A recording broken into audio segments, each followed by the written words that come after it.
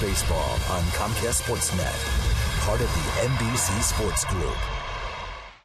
I challenge Manny Pacquiao at 147 pounds. Manny, come break down this wall.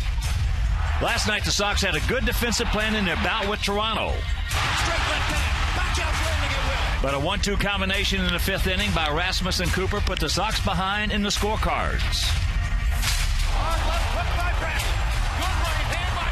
The Sox landed some late counter punches in the 7th and 8th from A.J. and Dunn. But when the final bell sounded, it was the Blue Jays that were left standing with a 9-5 victory. Tonight, the Sox are looking to stay off the ropes, counterpunch, and deliver the knockout blow. It's Game 2, Round 2 next.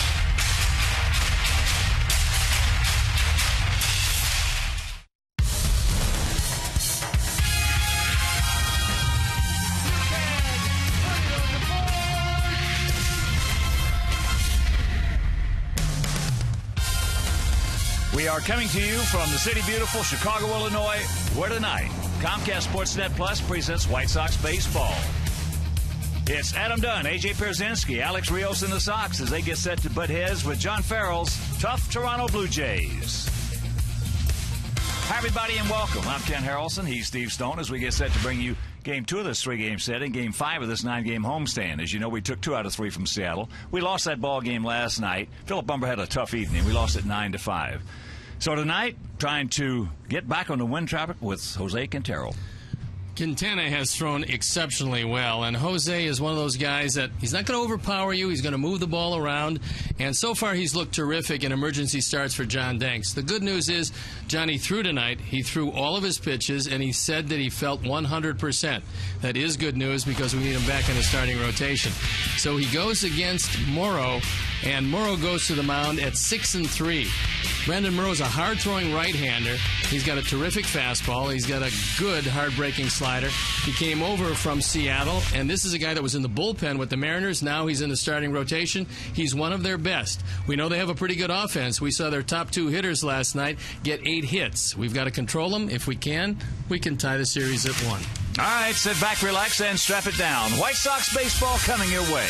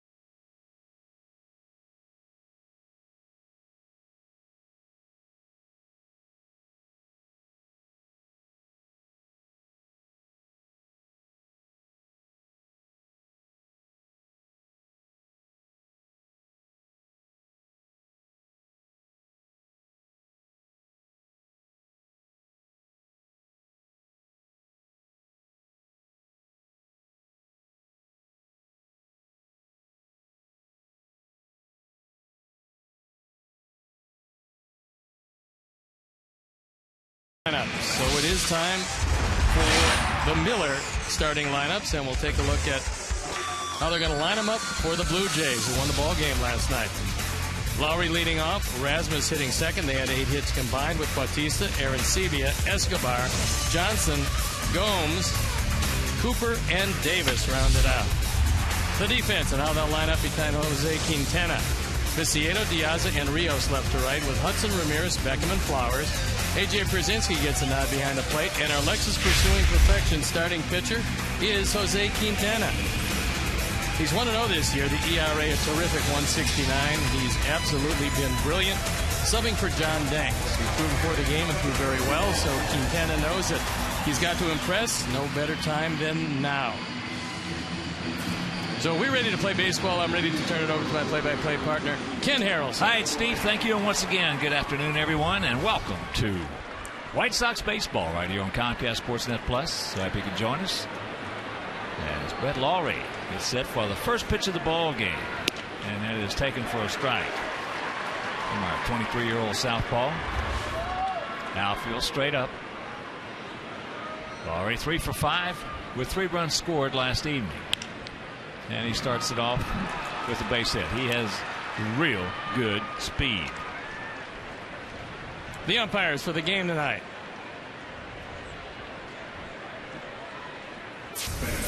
Behind the plate, Mike Esterbrook at first base, Jim Reynolds at second base, Vic Carapazza, and Jim Joyce, the crew chief, is at third.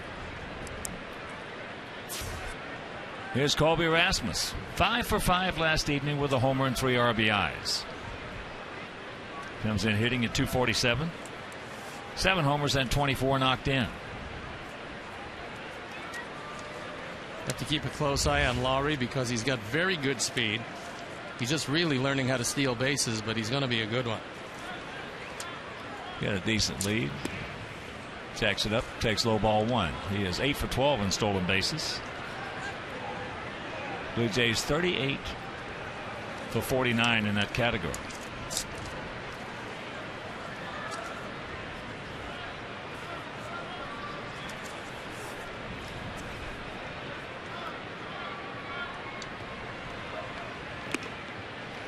Can't get it upstairs. There's Brett Lowry. He's digging both feet in to get a better jump. However, although he is very fast, he has not learned the intricacies of stealing bases quite yet. He will, though.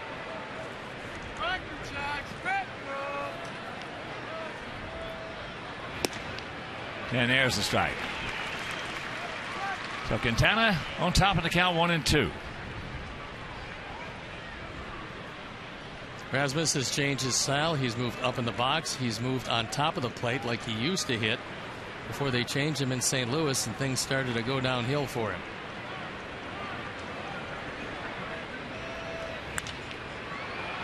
And pops him up.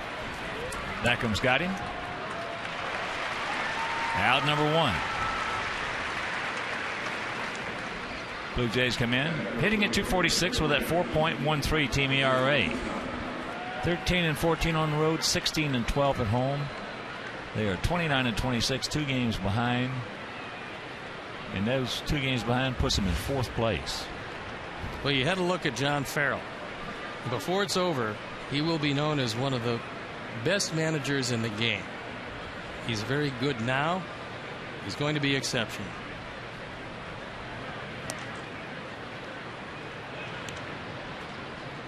Want to know the count. There's a look at Farrell, who coached at Oklahoma State.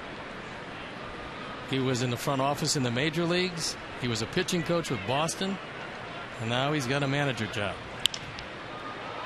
And Bautista slams his bat down as Diaz is there for out number 2. Bautista does that every time he makes an out, as if he really shouldn't make an out.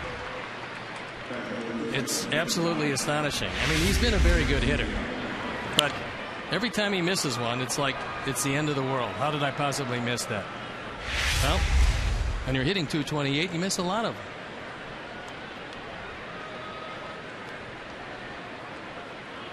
Some pitchers take exception to that. Yes, indeed they do. So here's Arancibia, the catcher. JP, 1 for 5 last night. Comes in hitting at .229, 9 homers and 29 driven in.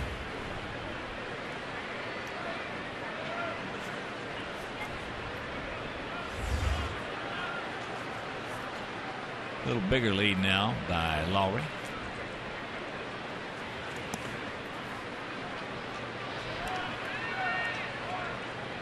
Want to know the count. Arancibia is not going to be a real big average hitter, but he can put a charge into it. Yeah, last year hit .219, but 23 homers and drove in 78. So with those numbers, his errors a strike. Got to tell you, he's not afraid of driving a run. Some guys, as far as driving in big runs, it's just like the last few seconds of a basketball game. In a one-point game, who wants the ball? Yes. We've seen that LeBron might want the ball, he just doesn't make the shot.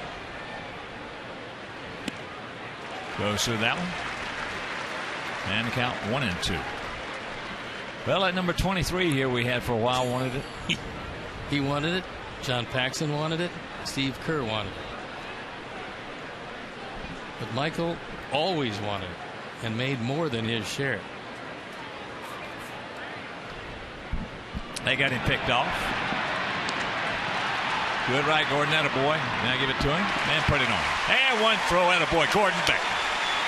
They'll retire the side after having a play. It's their guys nothing and our guys coming to bat.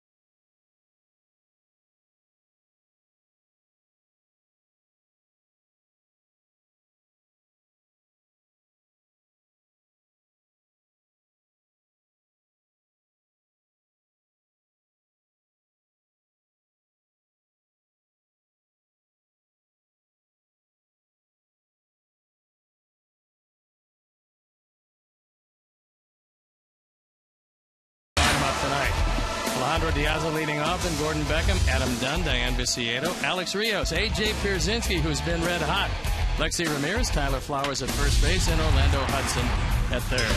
The defense, Davis, Rasmus, and Bautista left to right, Lowry, Escobar, Johnson, and Gomes. Arancibia behind the plate, and our Lexus pursuing perfection starting pitcher is Brandon Murrah.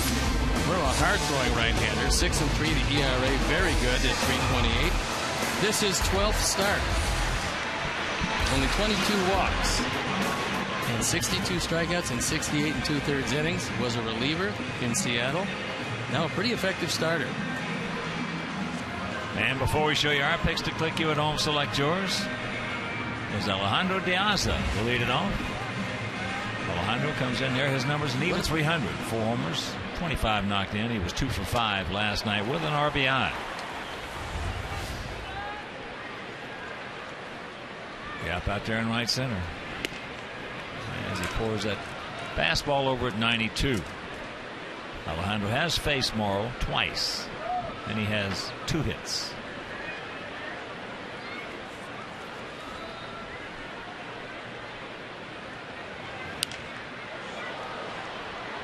Very quickly to count 0-2 with Beckham on deck.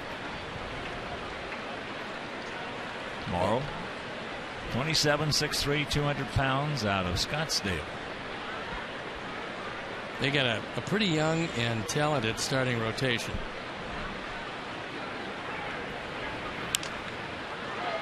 Good pitch. Made him up inside. Fights it off. Count hangs at 0-2.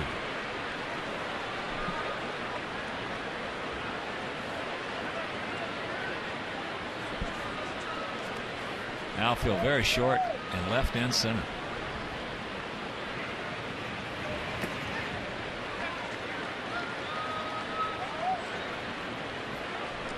Of course, Rajay Davis has better than average speed in left.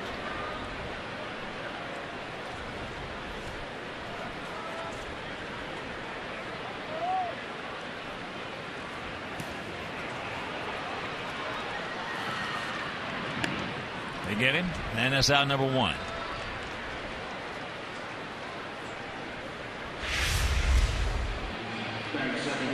That slider just biting down and in, and it's hard. It's 90 miles an hour. You get a slider like that down and in, you really have no chance. If you can't lay off it, you're going to miss it.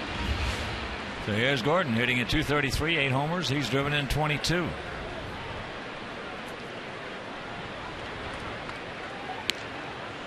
And as we speak, Cleveland leading Detroit 6-2. That game in the top of the 5th.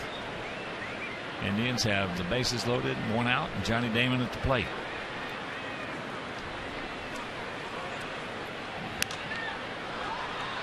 And that is popped up, and it's going to be a souvenir. When Morrow was traded over from Seattle, he went in exchange for Brandon Lee. Now, at that point, they thought they were trading hard-throwing reliever for hard-throwing reliever. But Toronto had other ideas. They thought that Morrow could start. And he was 10-7 in 2010 and 11-11 last year as a starter.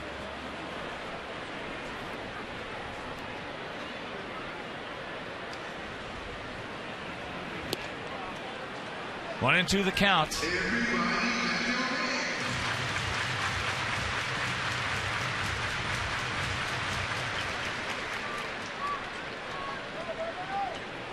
Rasmus, he's short over towards Bautista, who is also short in right. Count evens. Adam Dunn on deck. I'm not surprised they are playing him all that shallow. Brian Butterfield makes out the defensive charts, figures if Beckham is going to go that way, it will be shallow. He did not go. Very emphatic by Jim Reynolds.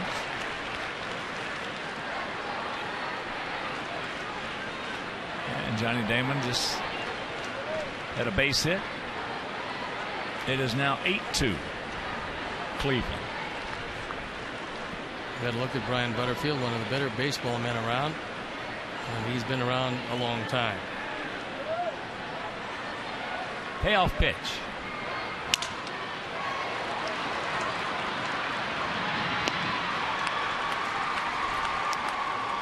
And that's out number 2. So a 2 out. Let's check out our Farmers Insurance picks to click tonight. Jim Angio, our director and the crew, well, they went with the Aussies. Steve's going with Beckham. And Terry Hanley, Roger Clare, Mike Williams, Eric and all the guys, Bolingbrook, Hawthorne Woods. We're going to go with AJ. So here's Adam hitting at .223. 18 homers. He had 1 last night. And if you missed it,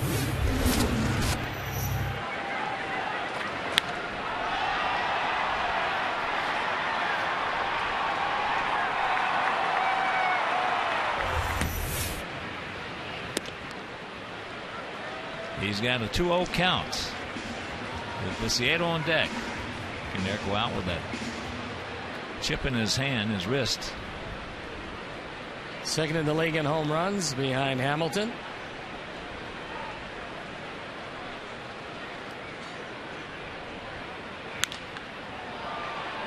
And it's a high pop up.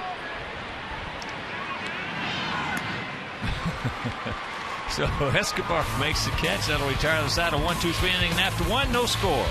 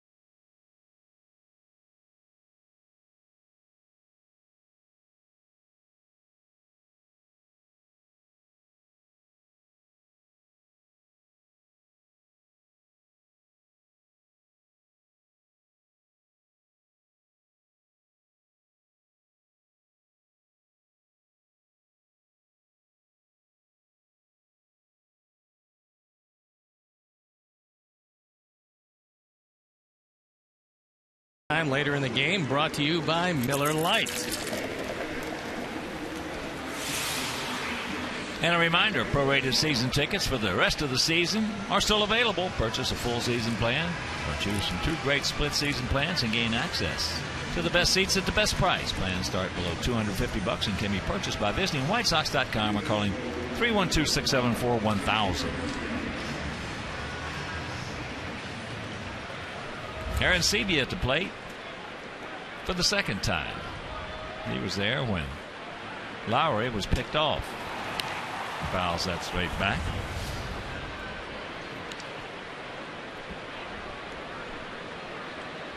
Second of the 3-game set and 5th of this 9-game homestand. He took 2 out of 3 from Seattle. And there's a bullet. How much does it help, if at all, the fact that he was up there, saw a few pitches from Quintana, who we'd never seen before, and then Lowry gets picked off, and you get a second at bat basically in an inning? Well, the more pitches you see, the more dangerous you become.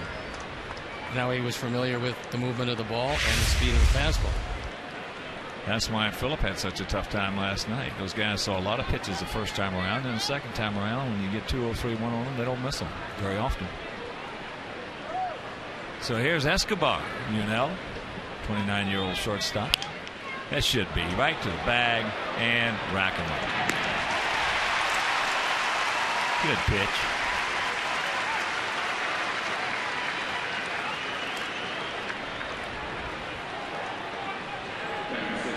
The youngster has shown in a very brief time that he can get himself out of some jams. This is a very easy 6-3. Gordon was there, but no help necessary. So quickly, there are 2 outs. That'll bring up the second baseman, Kelly Johnson. Hitting at .250, 9 homers and 28 driven in. Blue Jays have 79 home runs, and we have 71.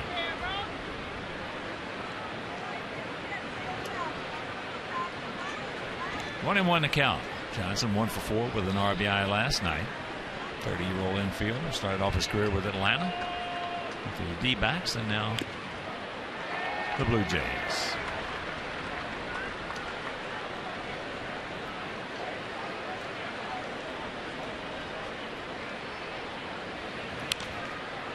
Fouls that back.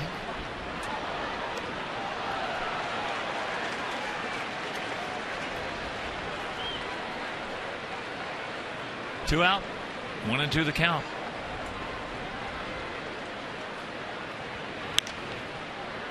High pop up. Tank giving chase to no avail. Souvenir. He had some interesting times with his former team, the D-backs. Managing general partner Ken Kendrick.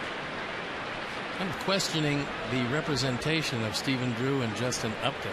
I didn't see what he. What do you say? I didn't see what he said. Well, that perhaps the extended time off the field might be because of representation. Of course, that would be in both cases Scott Boras, and he would probably never do that. But I know Stephen Drew wants to get back on the field. He did not go. He checked it up. Says Joyce.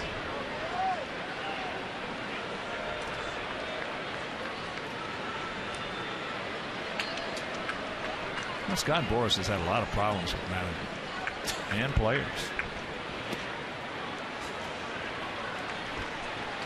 So there is ball 4.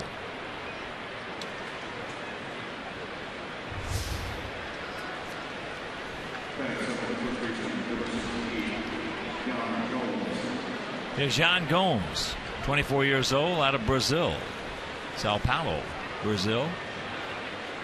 Hitting at 227, a couple of homers. He's driven in 5. 271 minor league hitter.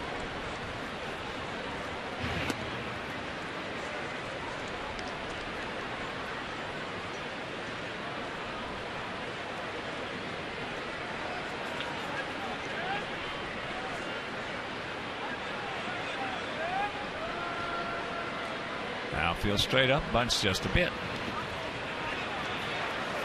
And that's in the dirt.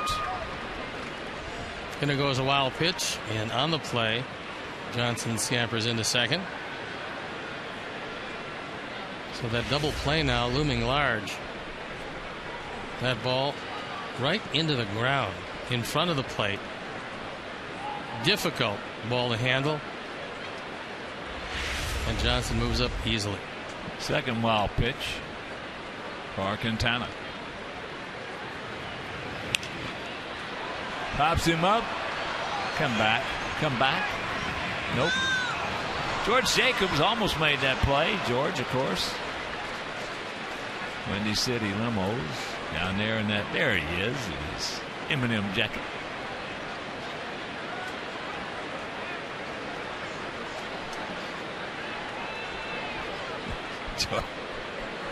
Looks like a NASCAR driver. Well, he didn't want any part of that, Papa. I don't blame him. I don't know either.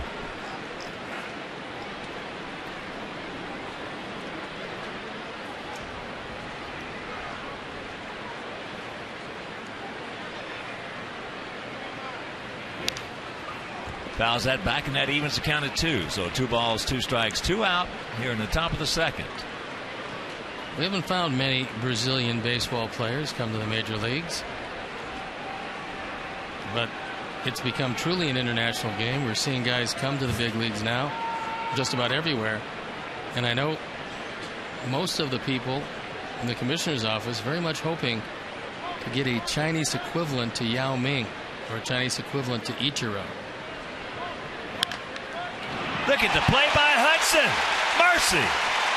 A rocket off the bat of Gomes.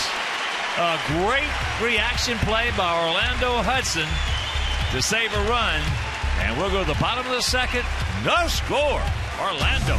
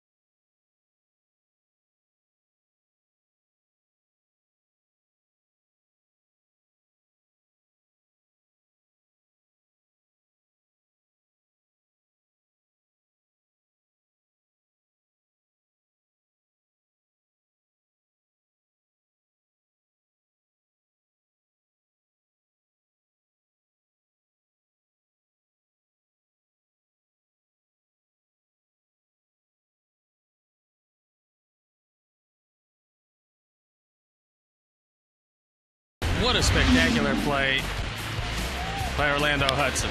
A rocket down the line, looked like it was ticketed for two.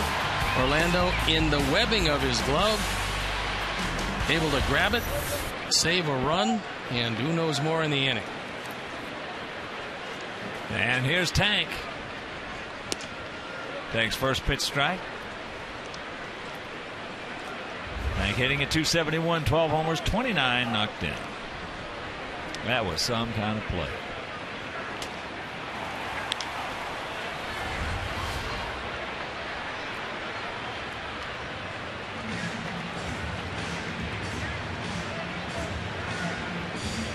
Jan Gomes finding out that was a base hit in the minor leagues. It's a base hit a lot of places. Just not tonight, not here. The 0-2. Sitting next to Frank Thomas in the dugout as he was talking to Diane Viciedo. He believes, as we do, that the sky is the limit as far as this young man's talent.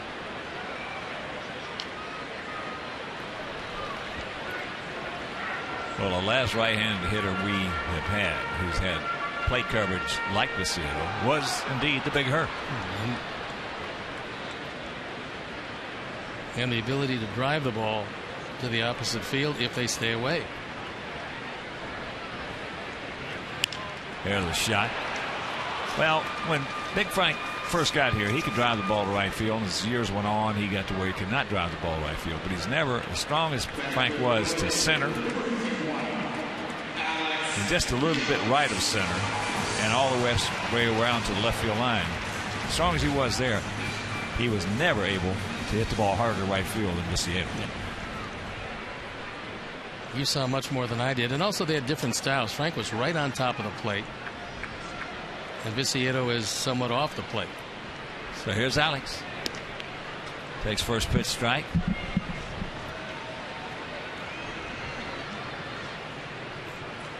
Now Viciedo can hit the ball. The last right-handed hitter I saw that could hit the ball that far to right center was Bo Jackson.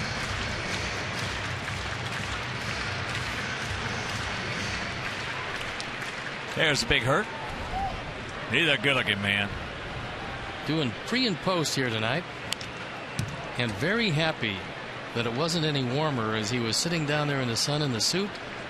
He said, would have been great about 10 more degrees on the big fella. Well, what a hitter. Greatest hitter in White Sox franchise history.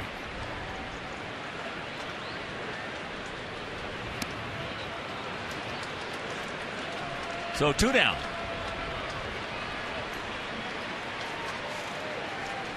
Well, Morrow, like most pitchers, especially that has that kind of stuff, you better hit a fastball early in the count, because if he gets to that slider, you got trouble.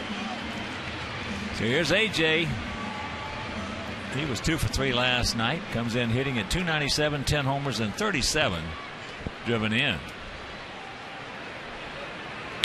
And there's a shot. And here's what he did last night. Off Romero. He got a first ball fastball, inner portion, hit it way back. Hit double figures with that one. He's driven in 37. It's a banner offensive year. Well, those 37 leads all major league catchers in RBIs. I can't believe that he's 5th in the voting, because there's not 4 other catchers in this league who've had better years than he has. No, I mean, that's crazy. Nope.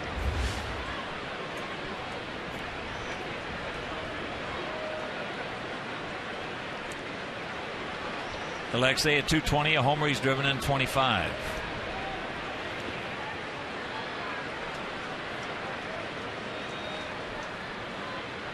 Alexei 3 for 7 lifetime off Morrow. He's got a little flu bug that's running through the club. Adam Dunn has really been suffering with it for a few days. A number of our guys have been under the weather.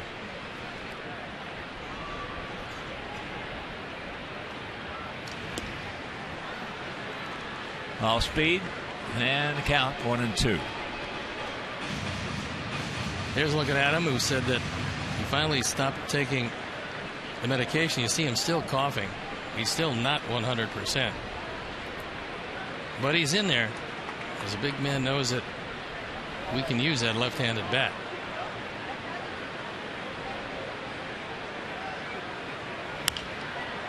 To the shortstop, Escobar.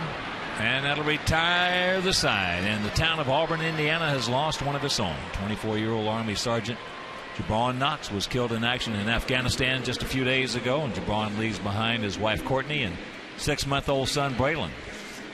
Our thoughts and prayers are with the Knox family and the town of Auburn, Indiana tonight.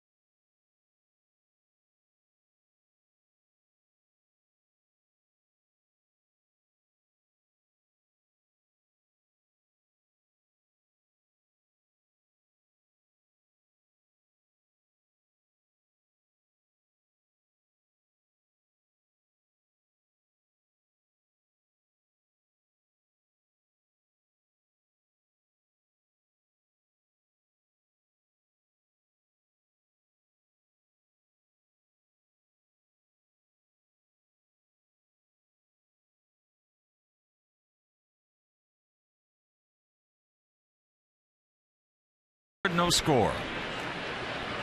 23-year-old southpaw Jose Quintana takes first pitch strike. Does Cooper. He was 1 for 4 with a homer and 3 RBIs last night. Comes in hitting at .324. Couple homers and 6 driven in. He showed us some surprising power as he took it opposite field into our bullpen. And he's not a guy known for big power.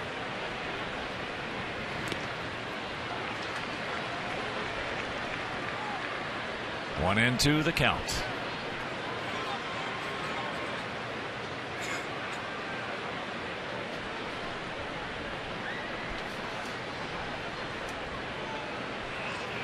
That Cleveland Tiger game was 8-2. Cleveland is now 8-6.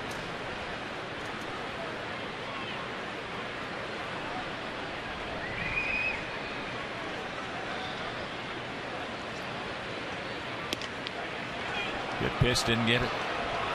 Oh, that one didn't miss by much. He threw a cutter. Our BMO Harris Bank pitch tracks. Just off the corner.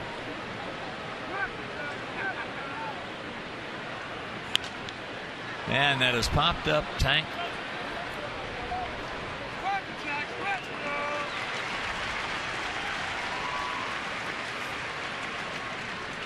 One out.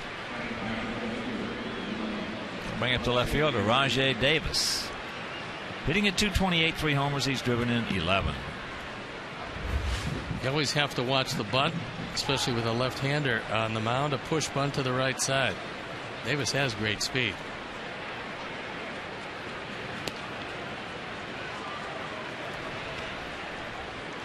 First pitch strike.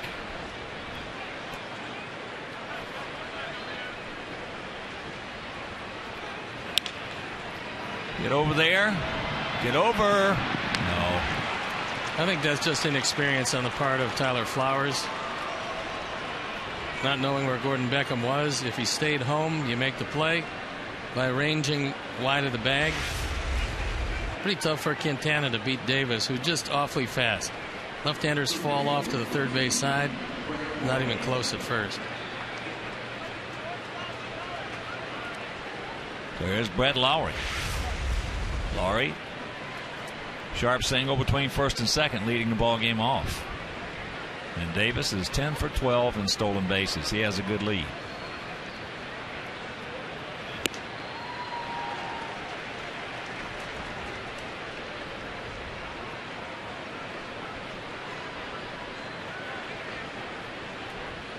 I like the fact that Jose is using a slide step to try to combat the speed of Davis.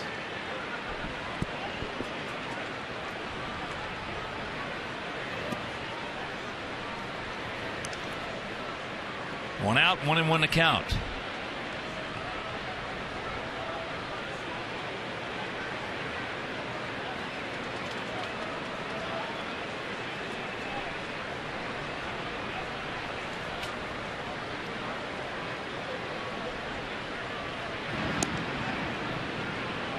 Quintana out of Barranquilla, Colombia.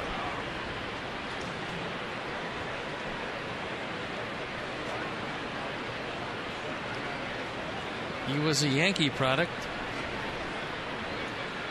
Couldn't make it over there. We got him as a minor league free agent and a good acquisition to our organization. There he goes. And that's foul back.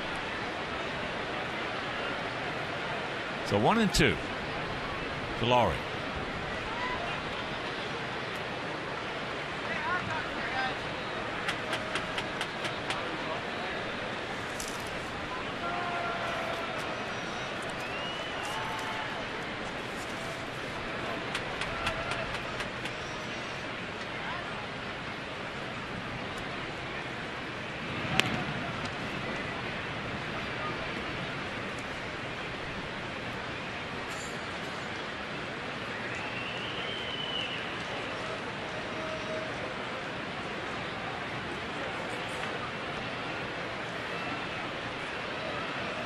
A little bigger lead now.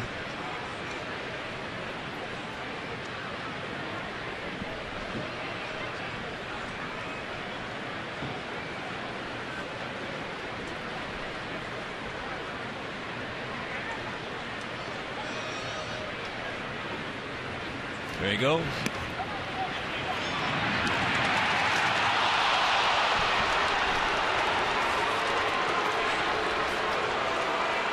Everything's set up pretty well. Quintana got rid of the ball quickly. AJ got rid of the ball quickly. But Vic Carapazza said he got to the back of the bag. He looks back. The throw just on the other side, on the third base side. And the tag not there in time.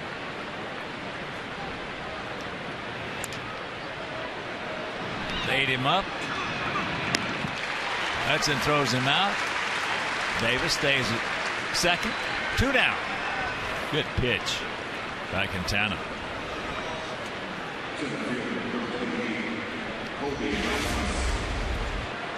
He was able to ride that cutter right in on the hands of Lowry, who couldn't get his hands out. And Hudson has already made a couple of real fine plays at third.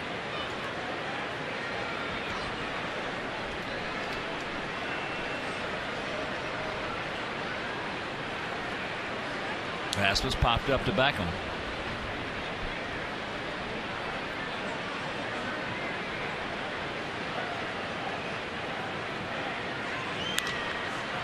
Has popped up.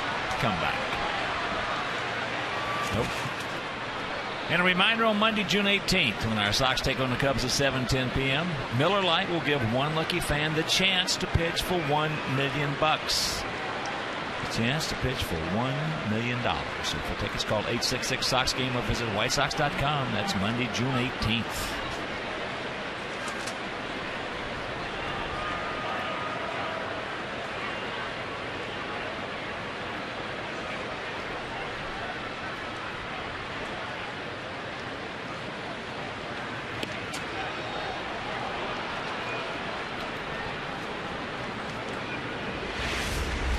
BMO Harris Bank pitch tracks, and this ball is off the corner.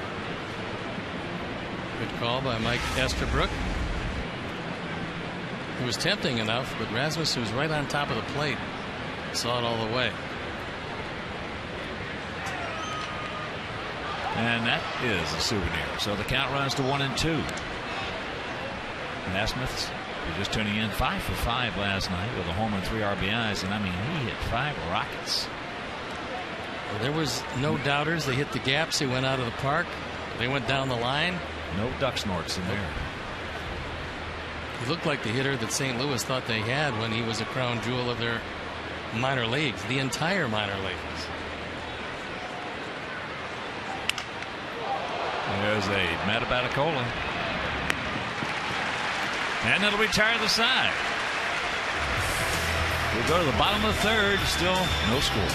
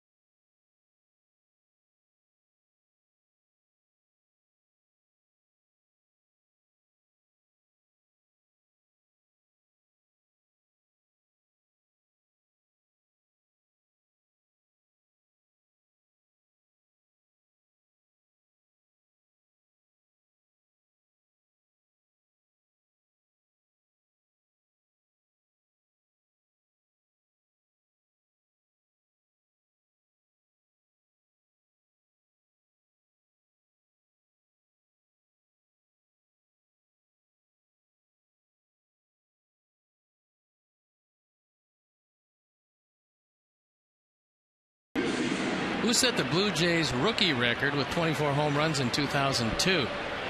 If you think about that, we'll get back to you a little later in the game with the answer.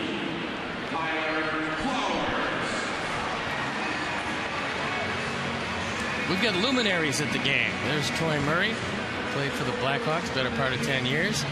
The Selke Award winner in 1986.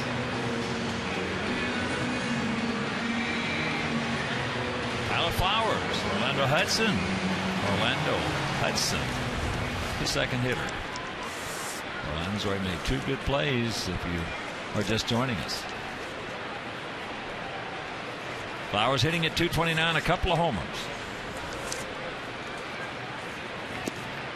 Jacks it up and takes ball 1.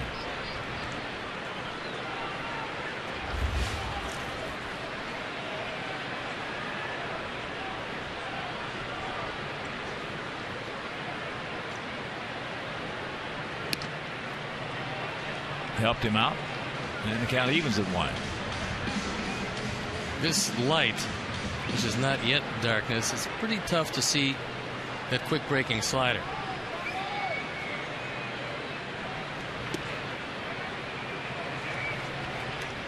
For last night's game, Tyler Flowers was taking ground balls at third. Robin Ventura said he has no doubt that he's got good enough hands to play first base.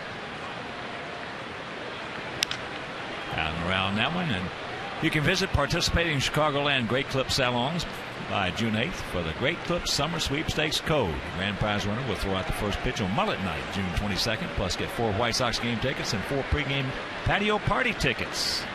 Great Clips, it's going to be great.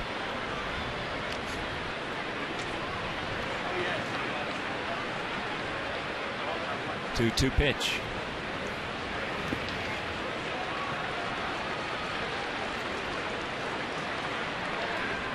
There's Foley. Had a chip in his wrist. They flushed it out. Hopefully ready to go by tomorrow's game.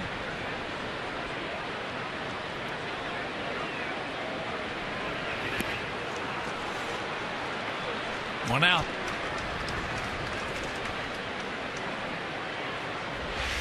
Another hard-breaking slider out of the zone, but Tyler could not check his swing. Here's Hudson.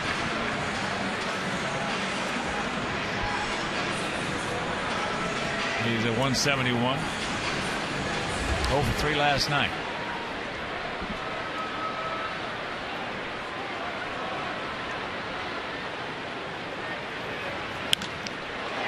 There's a shot.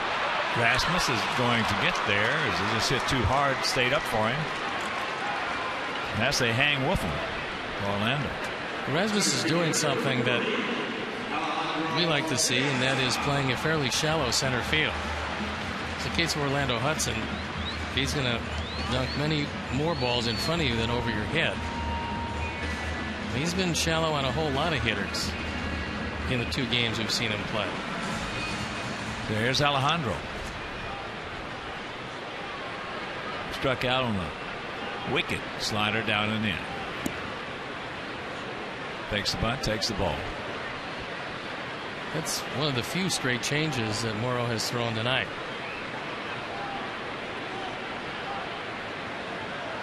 No runs, 3 hits, no errors for them. No runs, 1 hit, no errors for us. That 1 hit, a sharp single to right field by Pierzynski.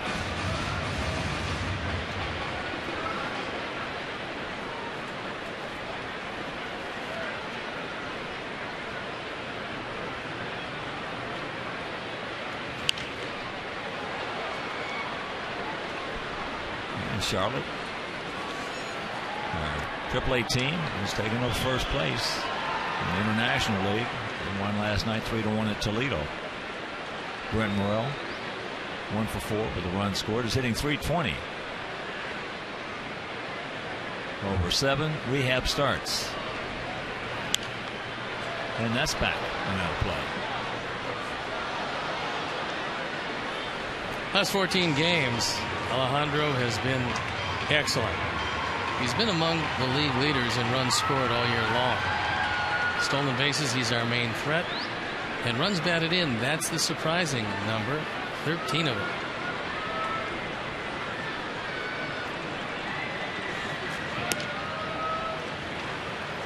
Full count.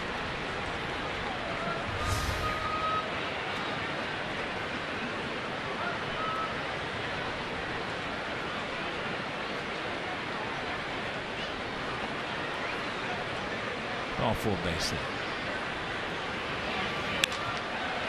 It's in the left field. Davis right there. And that'll retire the side. We'll go to the 4th. Still no score.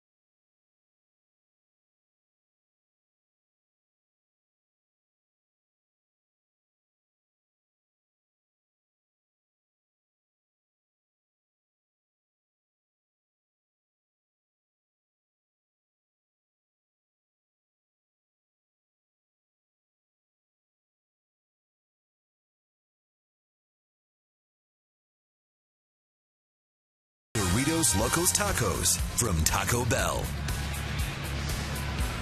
Top of the fourth inning. Bautista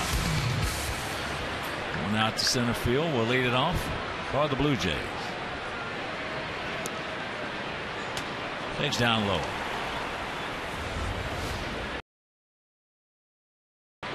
Bautista last year, 302, 43 homers, 103 knocked in.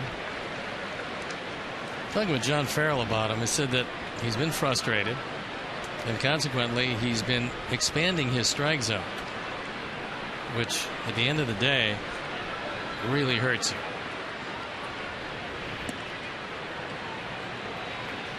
That's the only time that the big hurt Frank Thomas ever got in trouble, when he expanded his. See, most home runs since the start of 2010 season, right at the top of the list, Bautista. I don't imagine Frank expanded it too much in the early years. No, for 8 years he was the best right-handed hitter I ever saw. But a lot of times when our club wasn't scoring, he felt like he had to do some things, so he expanded it, and invariably it put him in a bit of a funk. Ted Williams always said it, you've got to take your walks, regardless if you like it or not. You've got to take it. That's what Frank said tonight about Diane Viciedo. He said he will be a great hitter when he learns when pitchers are pitching around him and he learns to take his walks. Ate him up. And that's out number one. Yeah, you got to do it. You don't want to sometimes. You know, you got a man on third, one out. And they're going around you. You start expanding that thing, all of a sudden, first thing you know, you're going to be in trouble. Well, especially Frank in his glory years, they weren't going to give him, they weren't going to let him beat them. They're going to let the next guy beat him.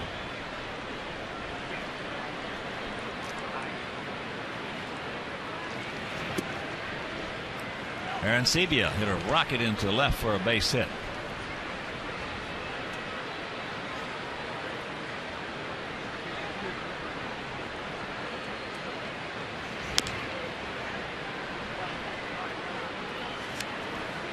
The ball is striking out.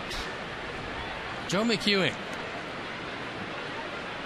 along with Robin, part of the new half of the coaching staff that's done such a great job, the entire coaching staff this year. Well, those guys work really hard. They've got guys out every day, not only extra hitting, but infield practice, moving guys around to different places they haven't played, places they're not likely to see ground balls, and they do it every day at home and the start of every series on the road. That was one of the things that made Don Shula a great football coach. He tried guys at different positions that he felt like they would fit in better than the ones they had been playing, and it worked.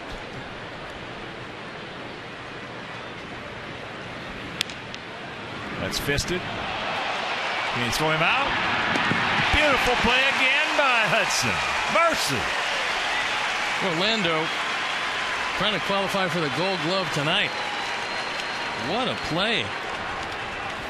He's made 3 real good plays, 2 of them spectacular plays, and this one fell into the spectacular category. Now, you can see Alexei, even if he comes up with, it's not going to throw him out. And Orlando knows that. Also, we had some spectacular play last night defensively. Our club has really been playing good fundamental baseball. That's one reason our fans are starting to really like this club. Well, pretty nice attendance tonight. We look around, there's a lot of folks in the seats.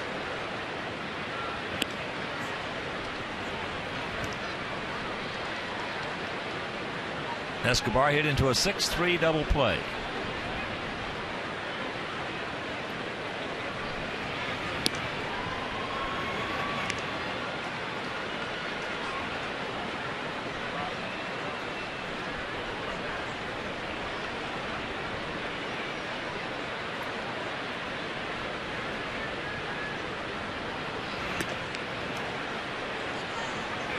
Three and 1 to count. with Kelly Johnson on deck.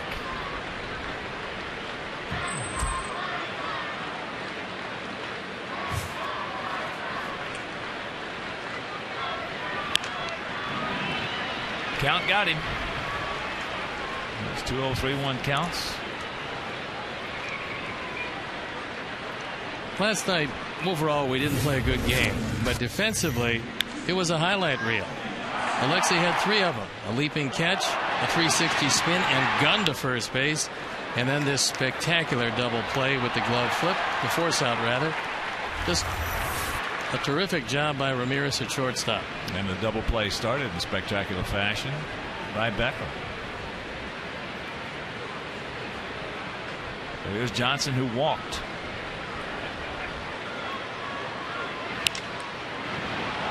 And there's a line drive. So Tank gets to it and holds the runner at second. So 2 out, 2 on. The word is out on Viciedo. Well, another good play by Viciedo, getting to it quickly, because that other 90 feet you might have given up had you not gotten there. Might mean the difference in a run if there's a ball in the dirt.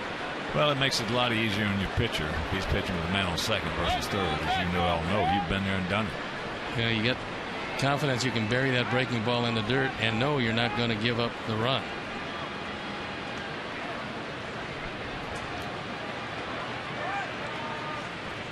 So here is Yan Gomes, who was robbed of extra bases and an RBI back in the second inning. And after the pitch, we'll show you why and how.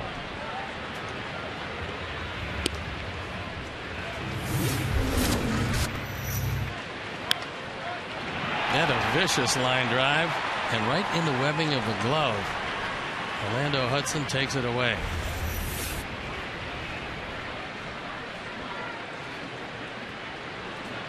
Well, so far he has saved another run yet. So that's 2 you can put on his plus side. We'll have to talk to him about it, but the third baseman's glove is bigger than the glove used by second baseman. And I would assume that because Orlando, a lifetime second baseman, has moved to third, that glove, just a touch bigger, allowed him to make that play down the line.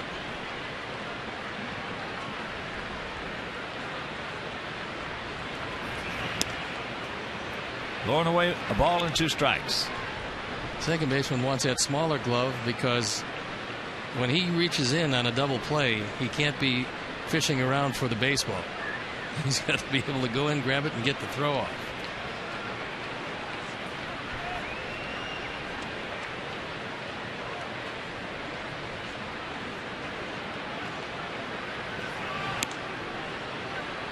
Well, 2 of the best second basemen ever played the game defensively were Bill Mazeroski and Dick Green, the Oakland A's. And they virtually had almost no pockets in their glove. Yeah, I mean, you took a look like at a pancake. It looked like their hand.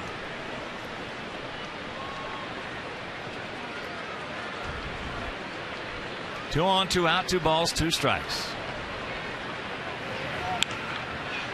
That's popped up. AJ may have a shot at this one. He does. He makes it, and that'll retire the side. So once again, the youngster, Jose Quintana, pitches out of a jam.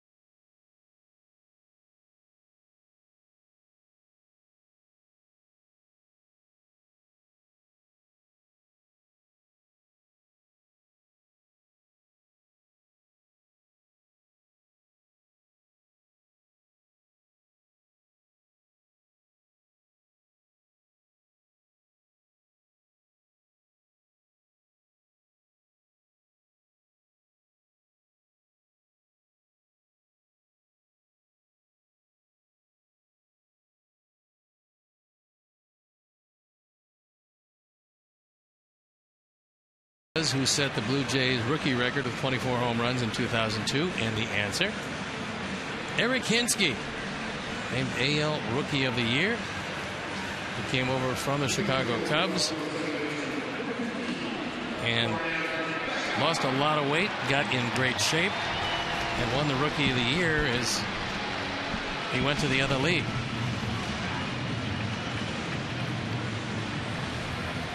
It's bottom of the fourth inning. No runs, 5 hits, no errors for their guys. No runs, just 1 hit, no errors for our guys. It'll be Beckham, Dunn, and Viciedo face the 27-year-old right-hander Brandon Morrow. For his first pitch strike over at 92.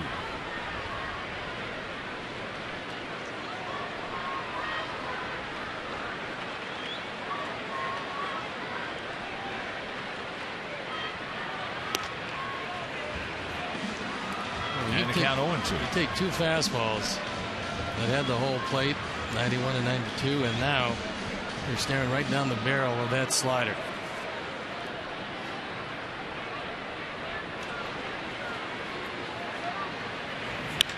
Ball hit hard. That one at 95. 0-2 pitch. Too good a pitch for Morrow. That's all you can do. Pretty good pass on it. Now, third baseman Brett Lawrie goes out into right field as they put the shift on. And he will be deeper in right field than anybody that we've seen with Adam Dunn hitting. Adam popped up to Escobar at short in foul territory. You'd be hard pressed to get one between Lowry and Batista in right field.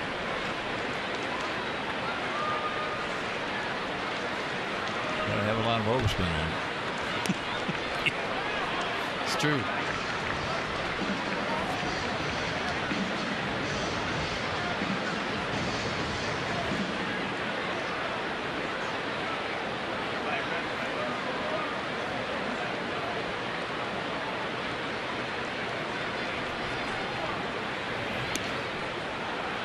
High and wide, 3-0. Turn him loose.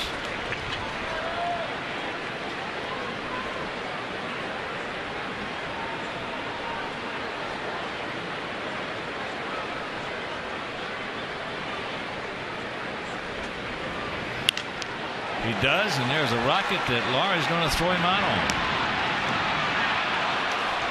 If he gets it up, it is way out of here. Meanwhile, 2 down. He threw that ball off the mark,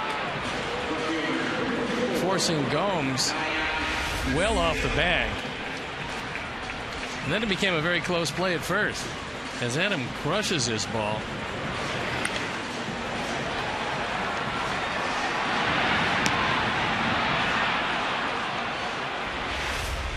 So here's Tank. Tank lined out to second base.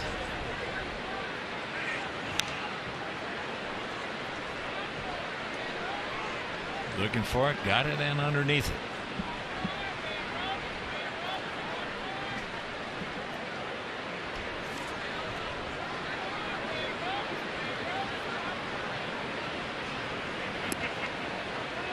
Took that pitch nicely. 1-1 to count.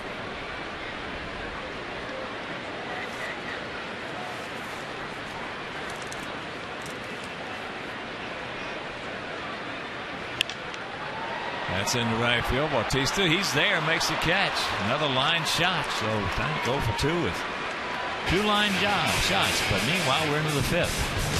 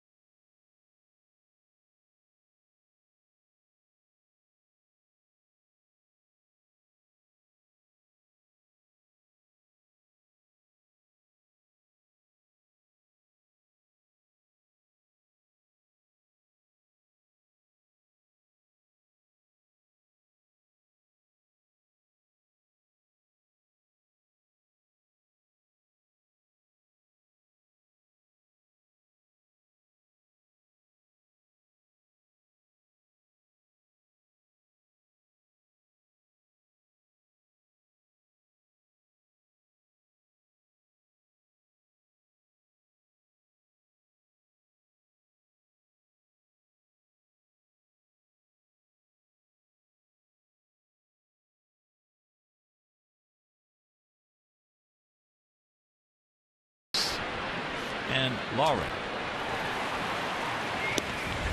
First pitch strike. Cooper popped up to left field.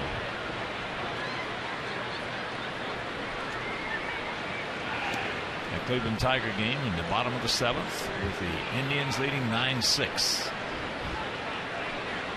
It's 0-0 here, but both pitchers have gotten to the same spot completely different ways. And there's a line shot. Oh, the leadoff man aboard. That's a 6th hit, all singles. Quintana has not had a 1-2-3 inning yet. As Cooper goes right back up the middle. On the other side of the ledger, Morrow has just absolutely sawed through our lineup. Just 1 hit in 4 innings. Davis had an infield single and also a stolen base.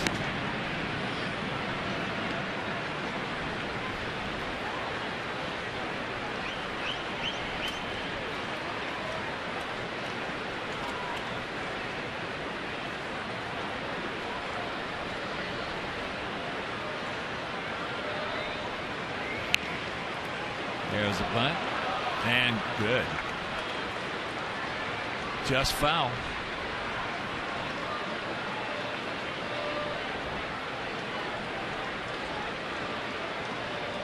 Rajay Davis has always played well against us.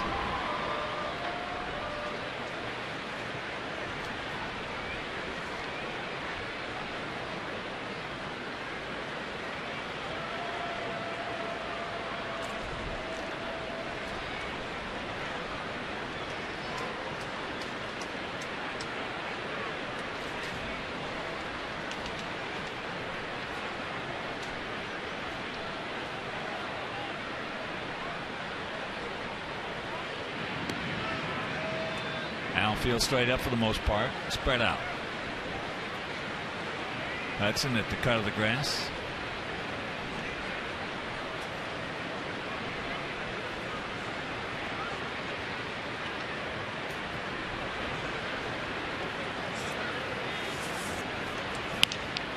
Oh yeah.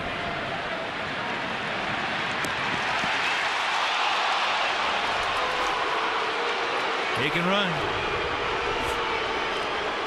That's the biggest part of Davis's game. And although Alexei got it to Gordon quickly, he couldn't get it there. This ball not hit quite as hard as you would like. Gordon stays in, pours it across, but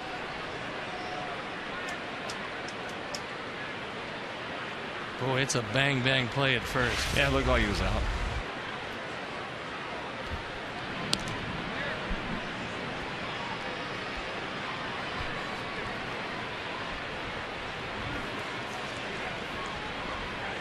That's about the biggest lead we've seen by anybody at first base this year.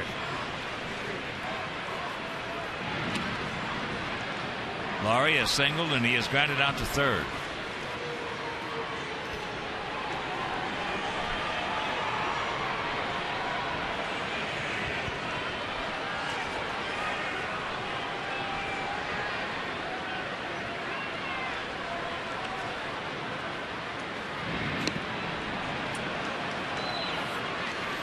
Here's our AT&T UVerse multi-view.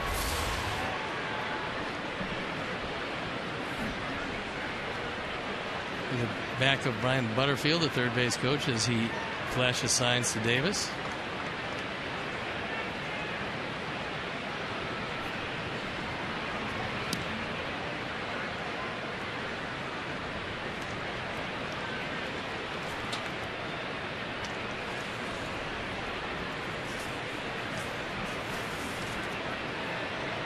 Outfield straight up and spread out for this 22-year-old. Very talented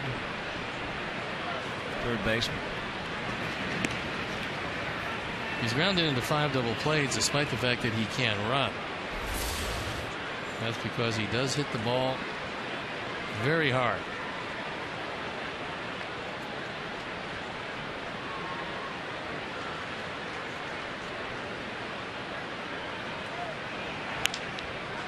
And that's into right center field.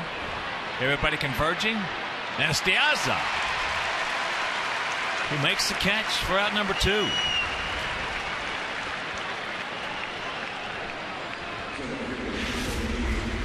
This one out into right center. Diaza with a much better shot at it.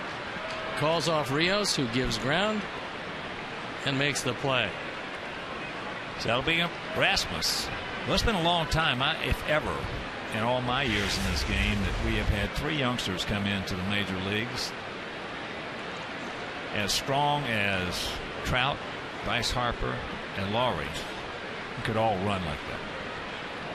Never recall 3 of them coming in. They all can really run. Yeah. There he goes.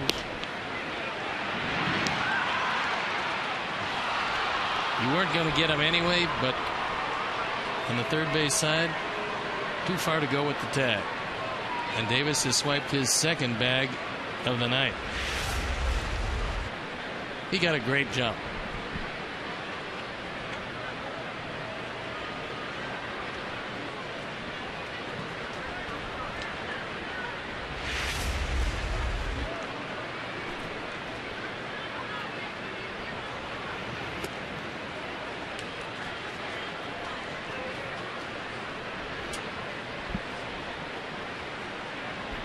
One and one to count.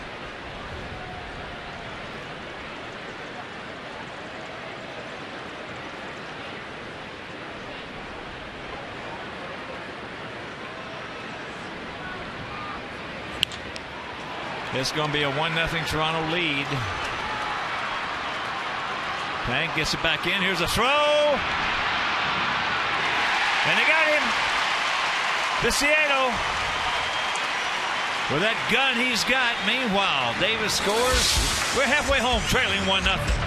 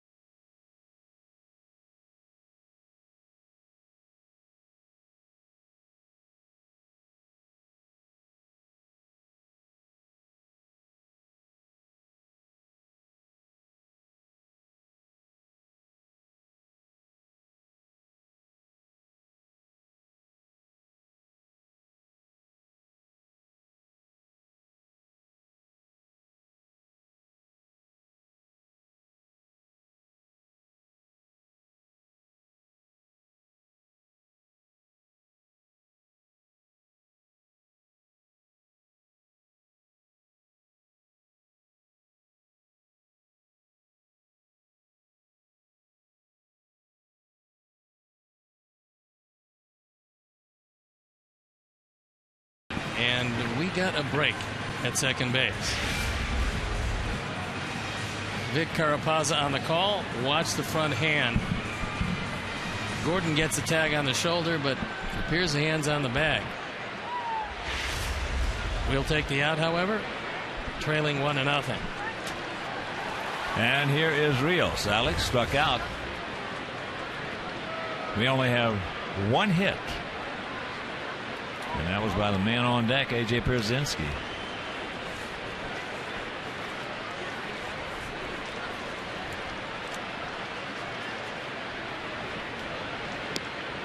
First pitch strike.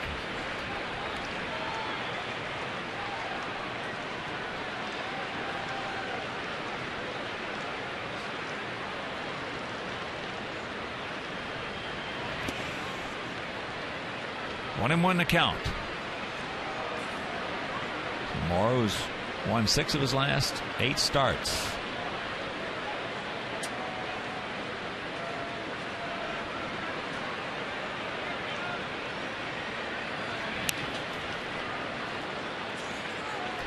The worst part about that, he's only given up 3 runs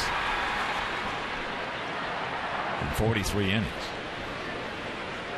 Well, he has great stuff. He'll pitch at 91 to 93, but when he has to, he can reach back and get 97.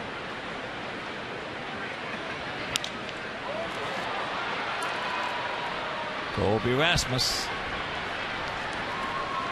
1 out.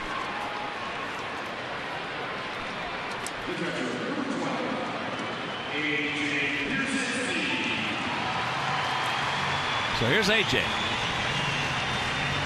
Just smoked a single in the right field. Put a short, quick swing on him.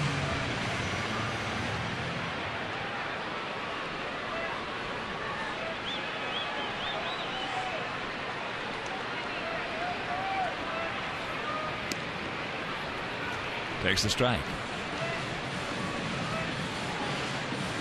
Well, that East is really jammed up. Coming into tonight, Baltimore, Tampa Bay tied for first, as that's out of play, and the count 0-2. They're at 31 and 24. The Yankees at 30 and 24, half game back. As you check out the standings there, you see the Blue Jays 3 over, 2 games back, followed by the Red Sox. And the Yankees leading 4-0 in the bottom of the 8th in New York over Tampa Bay. That ball hit hard. Look at Lowry. Nice pick right there. So that's a hang woofing for AJ.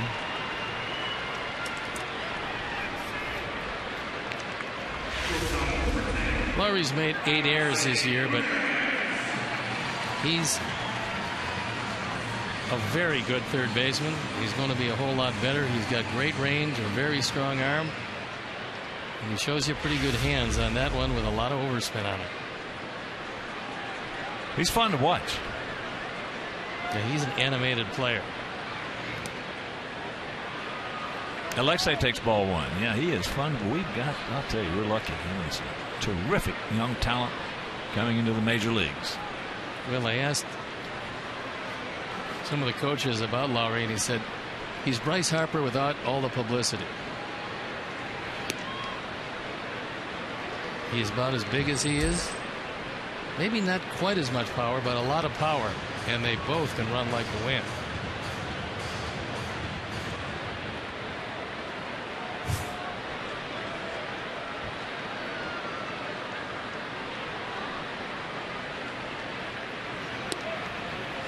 Pours that one right there. Got a cookie and couldn't do anything with it. Well, it's been a long time since a teenager made that much of an impact on a club running for first place. Harper's hit some late home runs, some game-winning home runs. Had one in the 12th inning the other night. Got a base hit last night to win that ball game. He also has one of the best arms in the major leagues in the outfield. One of the reasons why they moved him from behind the plate. As soon as they drafted him, they moved him to right field. I know he can probably play center, but they like him in right for the time being. The 2-2 pitch. That ball's hit hard.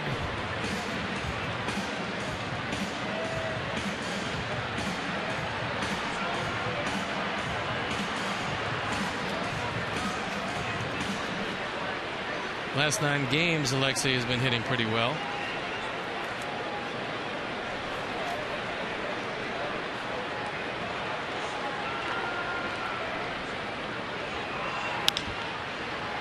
Off down to the bat, Escobar. So that is 10 in a row retired by Brandon Morrow, and he leads it 1-0.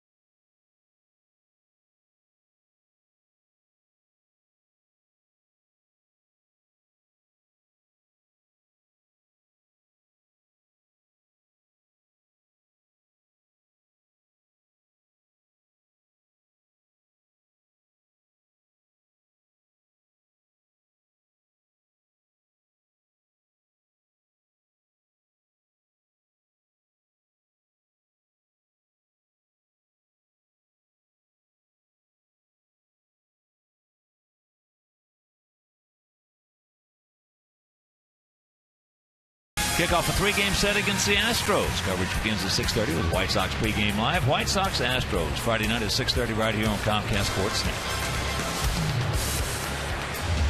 Jose Bautista has gone out to center and grounded out to short. 1-7-0 for them. 0-1-0 for us.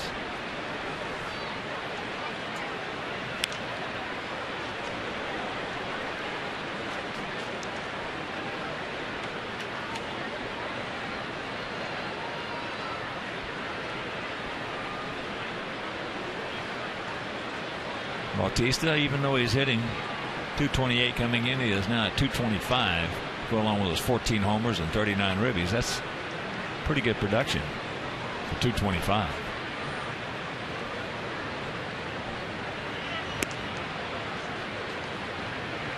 Well, he will probably get hotter, but right now he's on a pace to hit in the neighborhood of 35 to 40 home runs and driving 100. Everybody says the year is disappointing, but those aren't disappointing numbers. Not at all. Not at all. He's going to hit. There's no, just like Pujols. You know he's going to hit. You know this guy's going to hit. It's 3-1.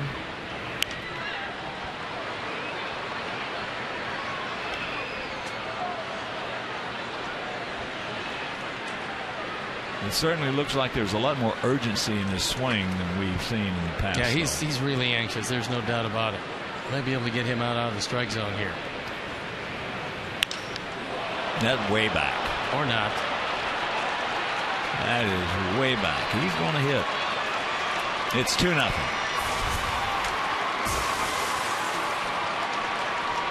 Well, unfortunately, that one, a cutter or slider, is right over the heart of the plate. And he got most every bit of that one. Ford home run replay. It's number 15, and as you can see, that ball cuts but splits the plate and long gone. So here's Aaron Sebia. Takes it low and away.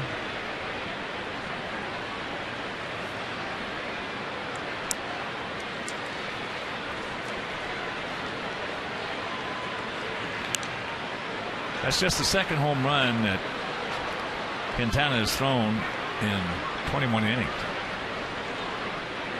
The young man has been very impressive. Very. I mean, you know, here's a rookie, 23 years old, coming up from Double-A.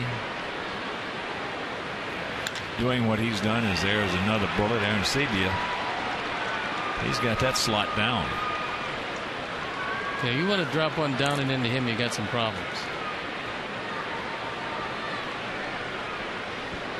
423 feet. It is estimated on that home run. And Don Cooper is calling down to the pen as the Blue Jays have racked up 9 hits in 5+ innings. Juan Nieves takes a phone call, gets out a baseball,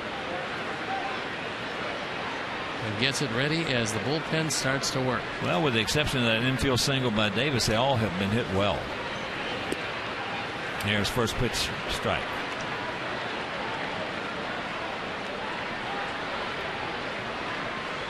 If you're going to compete in the American League East, you better have some bangers in your lineup, because you're going to face some pretty good lineups.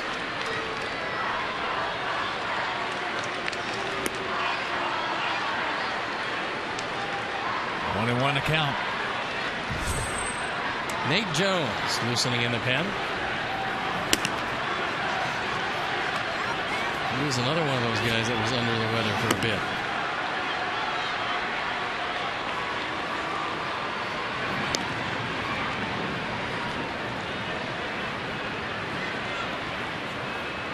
Yeah, Nate had the bad boiler.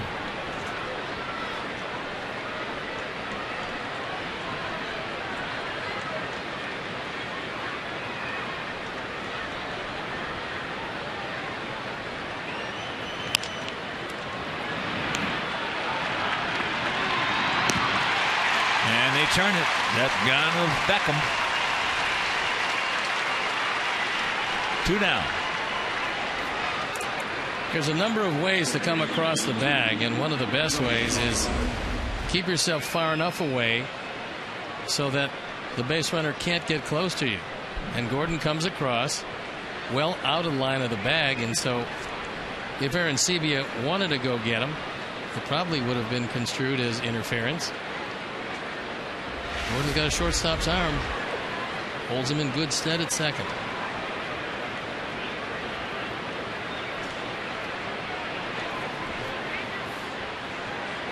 So here's Johnson. Can I check it up? Yeah, Quintana has really been impressive with the scenario, the whole bit.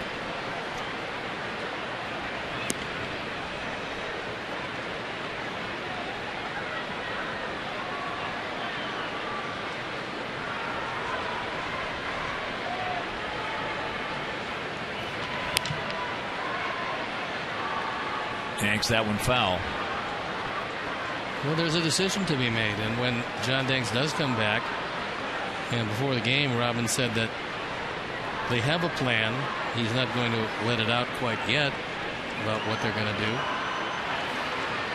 As Johnson goes down, AJ will put it on him, but the long home run by Bautista will go to the bottom of the 6th, trailing 2-0.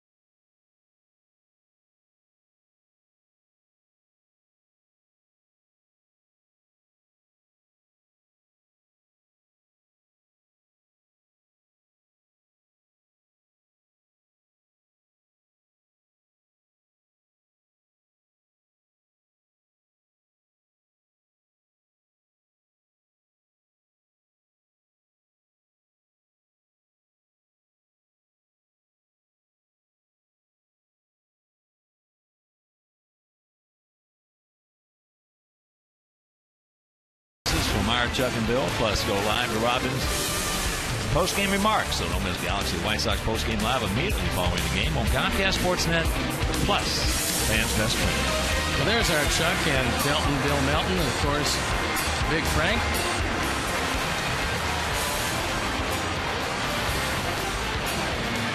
And there is Dr. Jack Ruby.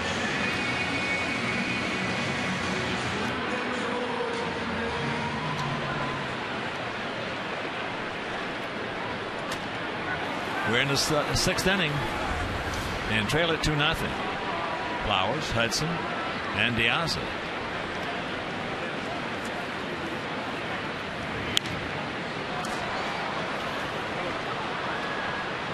Time to try to get something going against Morrow, who's been just overwhelming. Well, he's got a great rhythm going. He's like a hitter who has got his timing and his rhythm at the plate. He's got it on almost cruise control. Throwing a lot of strike one. And in this case, strike 1 and 2. When you see a guy featuring in pitching from 90 to 95 like he has today, and he's just powering that fastball in there, attacking the strike zone, you know he's not thinking about anything. Nope. It's just happening. He's letting it happen. I was going to say, he's got it.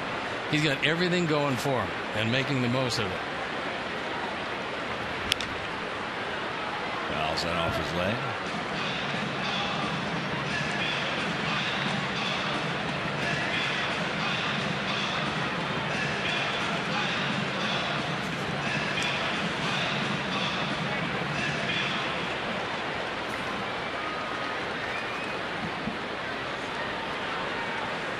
Murrow has averaged 6 innings per start. Well, I hope that's what his average is tonight. Because I don't care who they bring in. Yeah, if we can get him out before he gets through the 7th, that will be a good thing. All those vibes are transmitted to the hitter. That's one of the most tangible things in the game of baseball. Vibes between the hitter and the pitcher, and the pitcher and the hitter.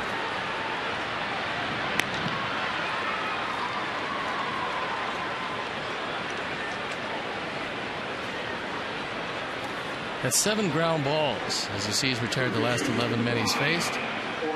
So he sets him up with the fastball, wipes him out with the slider, and he's been around the plate with absolutely everything. This is a guy that's got an overwhelming fastball, and he hasn't come close to walking anybody yet. When you get a guy like that, you're not going to be 2-0-3-1 off him very much. Hudson 0 for 1. He hit a line shot right to Rasmus that hung up for him.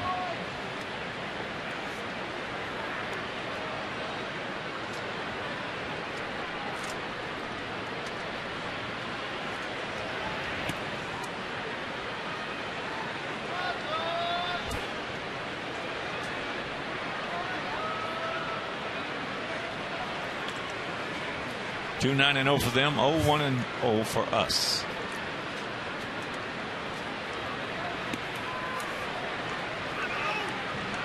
Two and 1.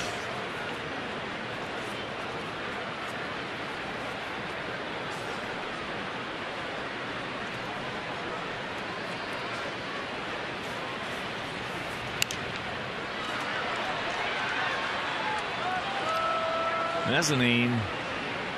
So 2 and 2. In the finale tomorrow night, Jake Peavy against Henderson Alvarez. And that game, if you can't make it to the ballpark, will be over WCIU.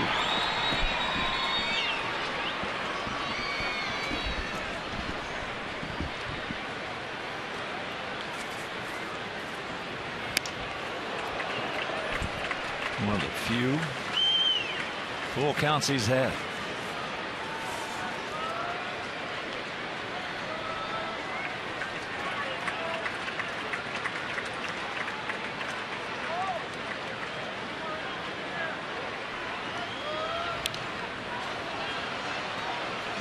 Stay on it. Stay on top of him, Orlando. As you can see, no trouble innings at all. Murrow's been remarkably consistent, as he's used 75 pitches to this point.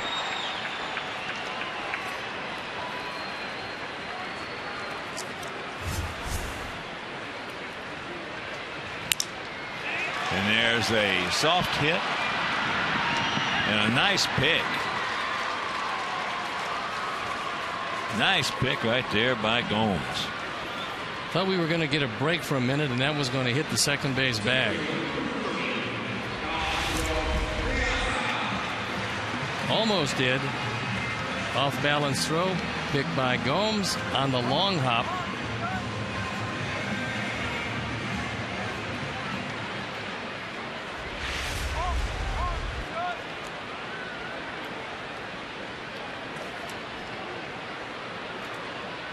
Well, here's Diaza. Strikeout. And a fly out to left.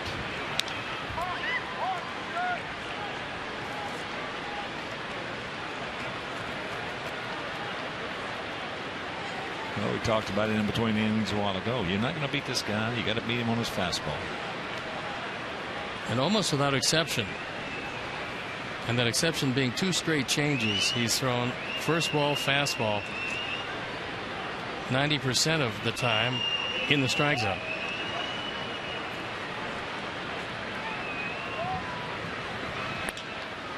Ball hit sharply down to Gomes. Meanwhile, that is 13 in a row retired by Morrow.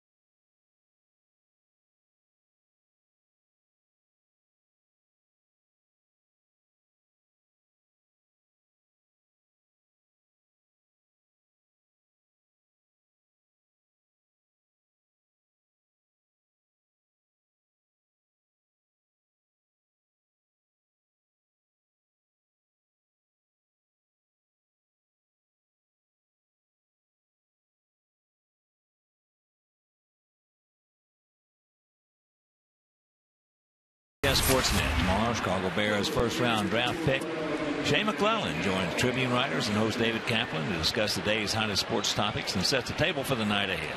Chicago Tribune Live, presented by Captain Morgan. Tomorrow night at 5:30 on Comcast Sportsnet, fans' best friend. Nate Jones comes into the game.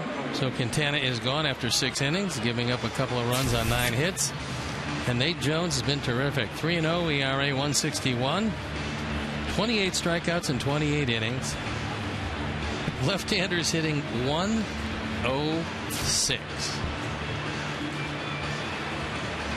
There's a look at the youngster. Didn't have his great stuff, but had good enough stuff to hold a very strong hitting lineup to just 2 runs. But fortunately, the offense has not been able to touch Brandon Morrow. Here's Gomes. John Gomes, robbed of extra bases and an RBI by Hudson. And he is fouled out to AJ.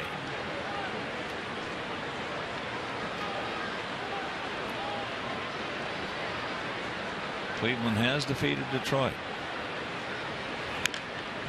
Ouch. You could hear that from up here.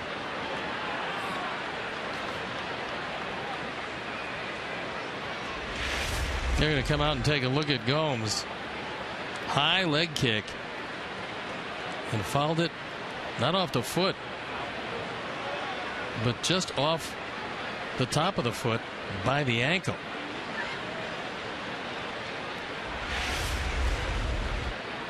That got him square too.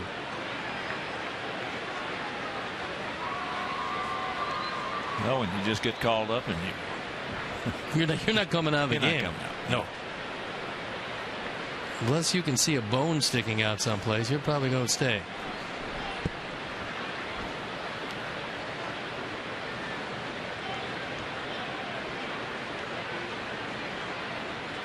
Blue Jays are running the 5th, 1 in the 6th. And there's a strike. And Brandon Morrow, just tuning in, is retired.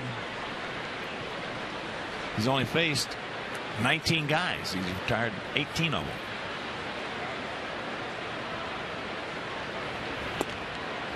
Here you go. Well, Gomes remains the only man in this lineup without a base hit. And not many going to hit this one. That sharp breaking slider on our Menards pitch tracks had the whole plate, but broke late and unhittable.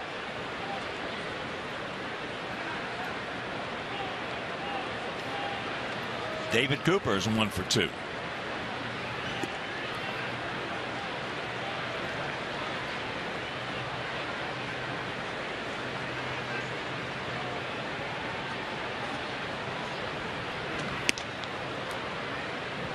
That one at 97.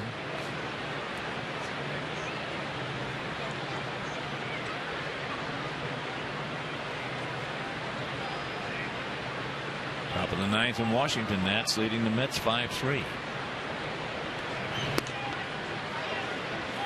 2-1 to Cooper.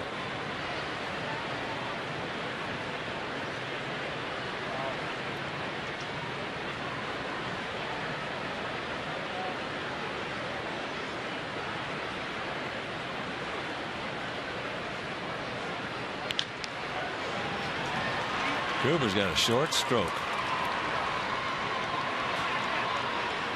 As they get that one back in, so 1 out, 1 on.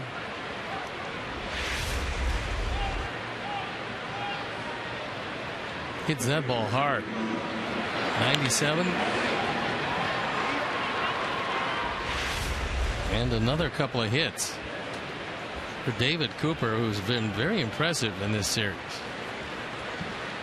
Opposite field homer last night, and here's Rajay Davis.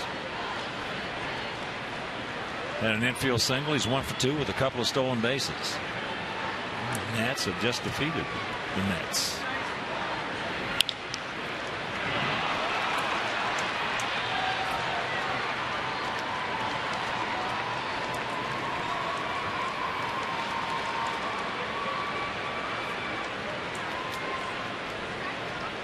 So now With 1 out, 2 on, they'll go back to the top of the order with Brett Lowry, who is 1 for 3.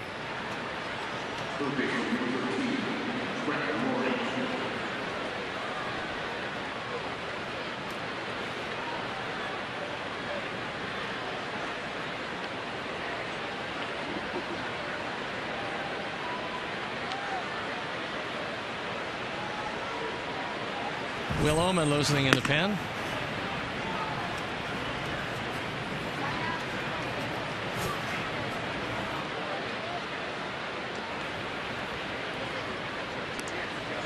Want to know the count to the 22-year-old third baseman.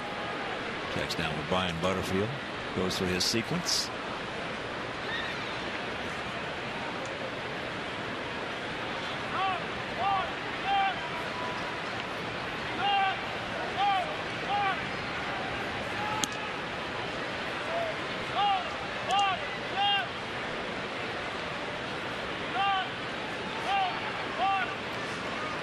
Two and 0 the count. Rasmus on deck. And Bautista in the hole. Pops him up. Gordon. Infield fly rule is called, so he's gone. 2 down.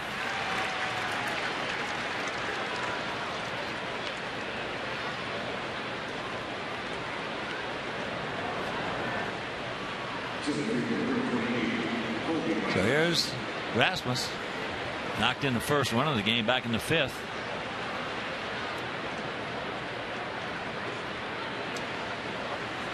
Here comes Robin. And I would assume that that means that Will Oman is going to come in to face Rasmus.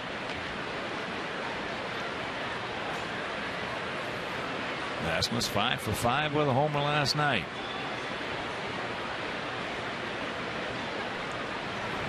So Oman will come in. We'll step out and be back after these messages.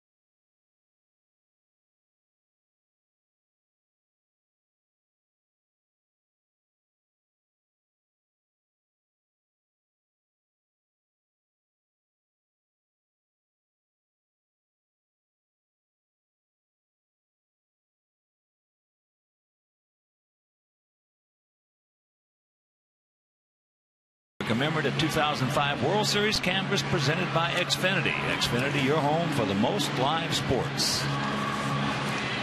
Here's our Honda call to the pen, and it is Will Oman.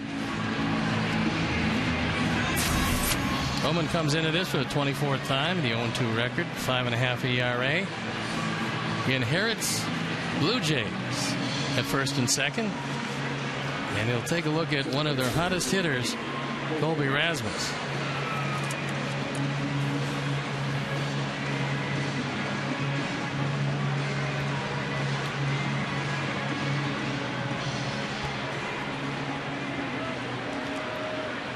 Rasmus out of Phoenix City, Alabama.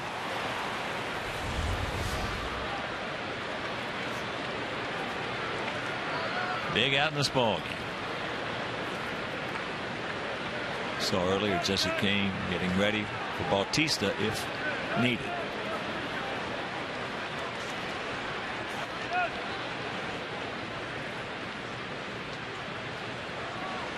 Rasmus, former first-round draft pick of the Cardinals, 2005 draft, 28th player chosen overall.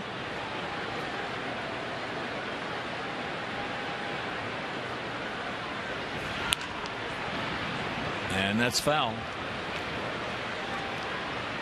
So a quick strike for the 25-year-old. It was a big deal that sent Rasmus over here, along with P.J. Walters, Brian Talbot, Trevor Miller, in exchange for Edwin Jackson, Octavio Dotel, Mark Zibczynski, Corey Patterson.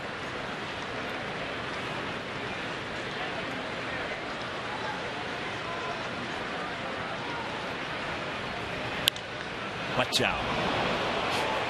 0-2 the count.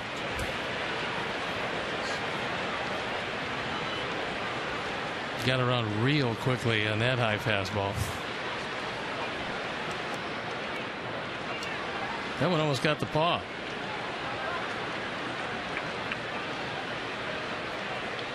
Paw's making sure that everything is okay.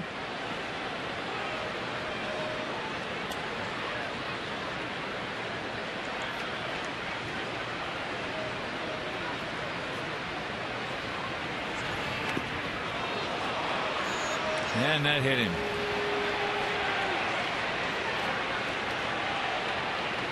Didn't want to do that on 0-2. Meanwhile, that'll load him up. And here comes Robin. He wants to go inside. Rasmus is right on top of the plate and gets the elbow. Fires the bat down. Well, when you stand like that and you don't bail. Well, Will Oman is looking over there as Rasmus was giving him a bit of the eye, like, I'm going to throw it to 0-2 and bring Bautista to the plate. I mean, have an idea. All right. So Oman will depart. Jesse comes on and we'll be back.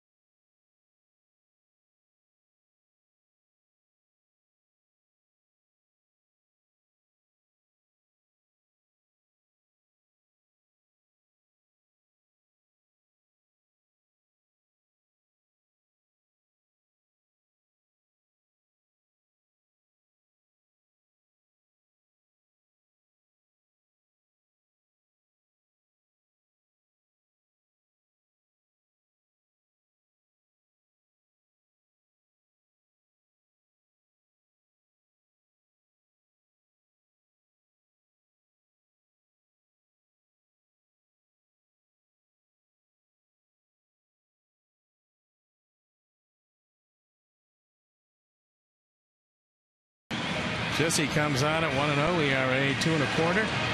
On for the 17th time. He inherits a lot of trouble in this one. There are 2 outs, but there's also bases loaded. It's already a 2-0 game. We can ill afford the way Morrow is pitching to give them any more.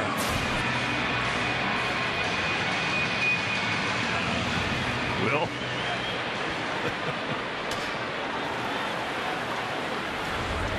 All right, here we go. Sacks packed with Blue Jays, and here is Bautista 1 for 3. A long home run leading off last inning. Outfield straight up.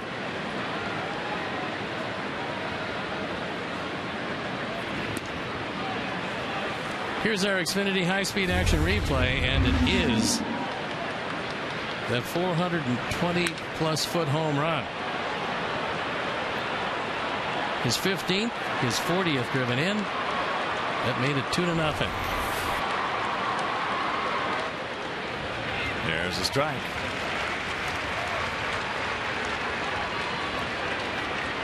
Big pitch coming up, the 1-1.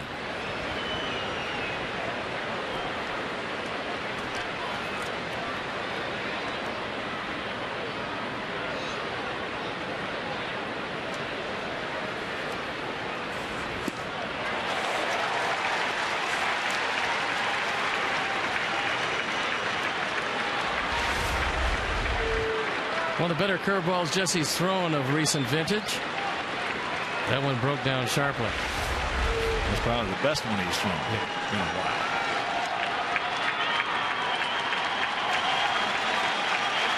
AJ, be on your toes, buddy.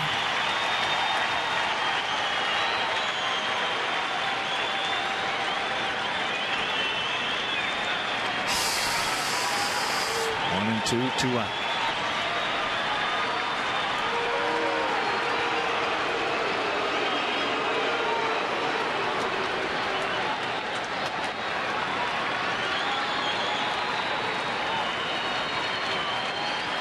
Pretty good speed on the bases for the Blue Jays. Let's hope it doesn't come to that.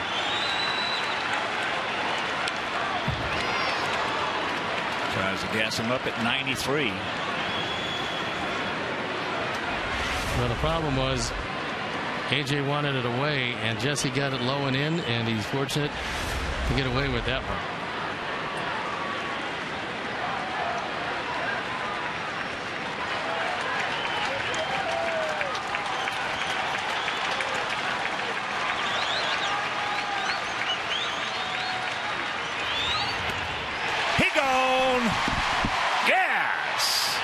Retire the side. 7th inning stretch. We need 2 to tie. Mercer.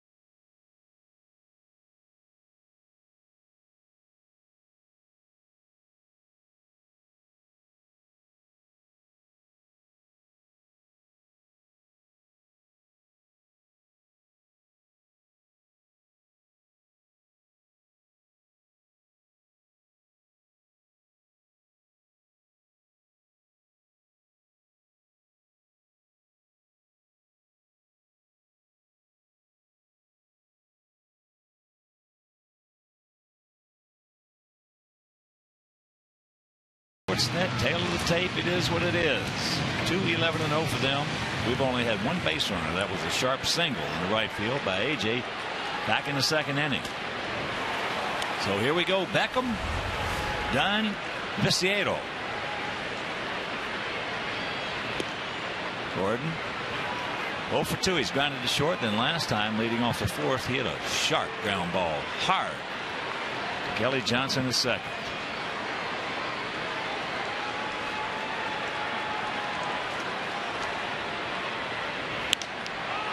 And that ball into center field. Rasmus. 1 out.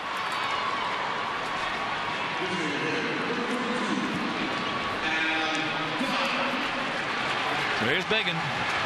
Adam popped to short, and then they had the shift on as they're putting on right now, where the third baseman, Brett Lawrie, moves out into right field. Adam had a 3-0 count. He just absolutely put the hammer down on a bullet to Lawrie, who threw him out.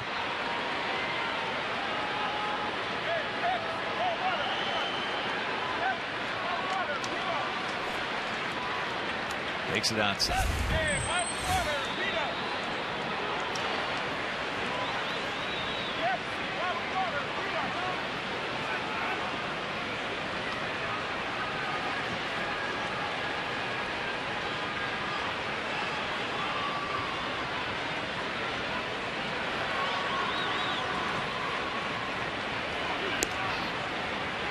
Change up.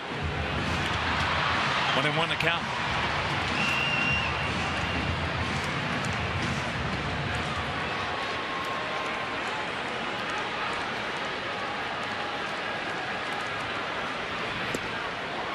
And there's the little slider.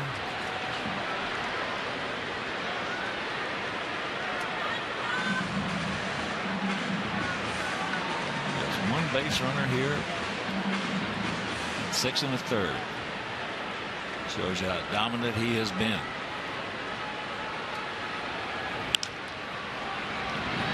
And that's off him.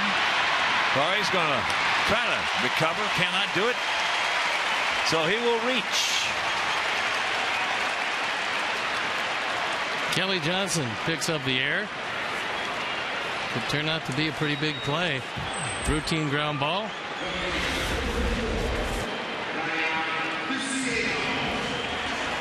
This comes up, bites him. Seventh error of the year. When Adam Dunn hits one like that, you've got to anticipate topspin, and he didn't. So here's Tank. Tank has hit the ball hard twice. Once to second and once to right. Had a good pass at that one. Get out of here. It will. Well, there haven't been too many hit hard tonight. That's why the 2 by Viciedo stand out. AJ's hit it hard twice. Viciedo has hit it hard twice. And that's about it.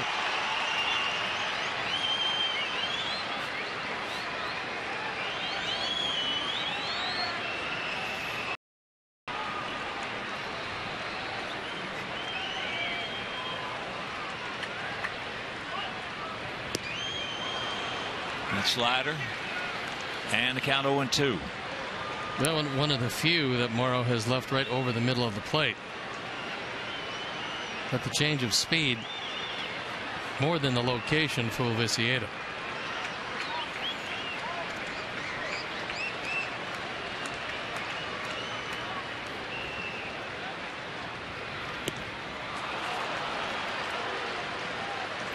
Two down.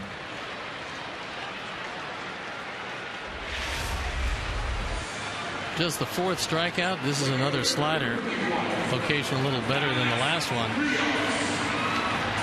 And Tank was actually a bit late on that slider. So here's Alex. He has struck out and gone out to center.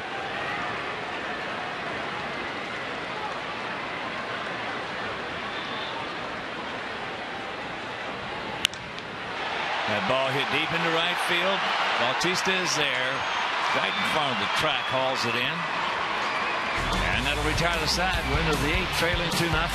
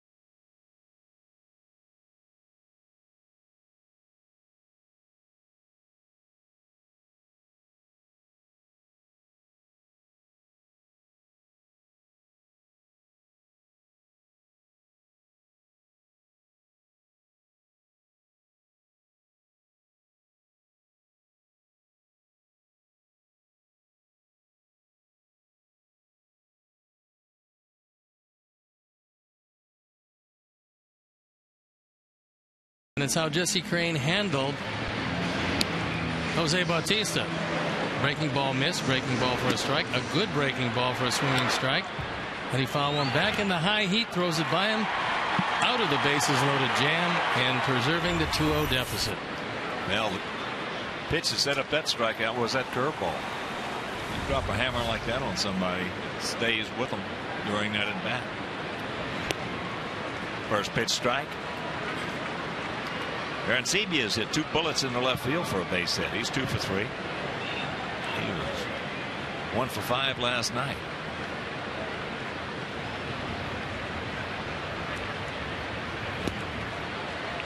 Oh, and 2. Well tardy on that one. Yeah, when you drop a curveball like Jesse did on Bautista, that adds about 3 or 4 miles an hour on that fastball.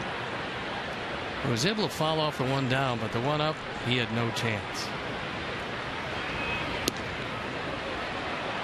That didn't miss by much, but just enough.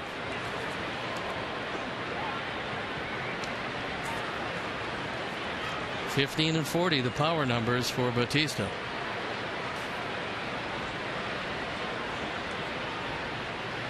Two and 2.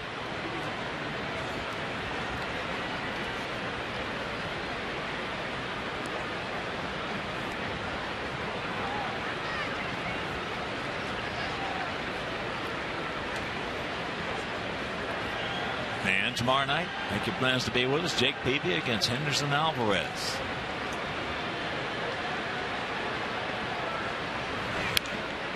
That's fouled back.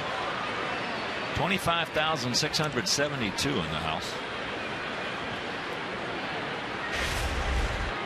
There are the probables.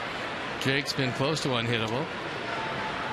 Alvarez, a youngster, a sinker baller, has been pretty good.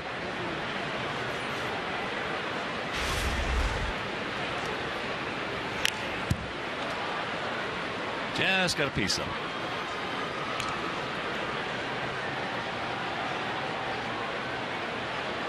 Well, there's Jake. Give him about 3 more real good starts, maybe 4.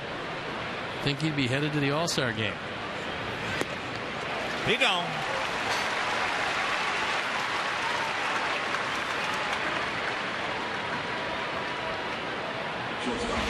Jesse's phase 2 and he's fan 2. Aaron Sebia tardy on just about every one of those fastballs.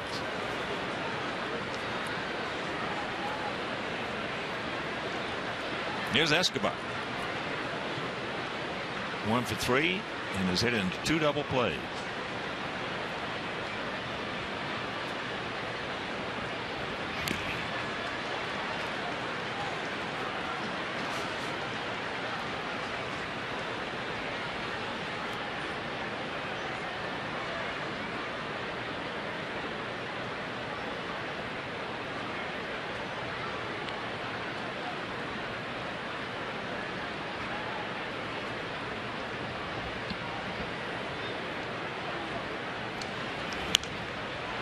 That's in the upper tank right side. Nice catch by one of the youngsters up there.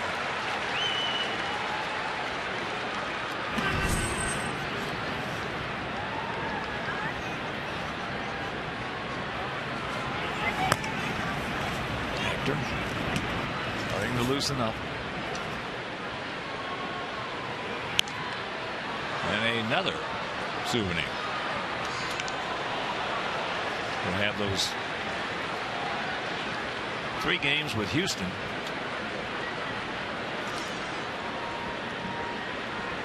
Over the weekend. Off day on Monday, then next Tuesday, Wednesday, and Thursday in St. Louis, and Friday, Saturday, and Sunday. Close pitch, didn't get it.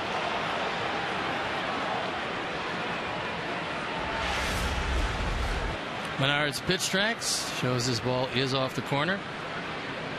Escobar able to hold up. So we'll have those 3 in St. Louis and then finishing off with 3 in Los Angeles against the Dodgers. Come back home with the Cubs. Got in on him with that one.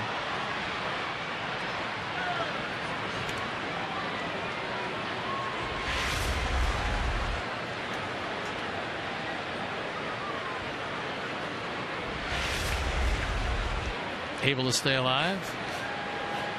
Escobar, who came out of the Atlanta Braves system.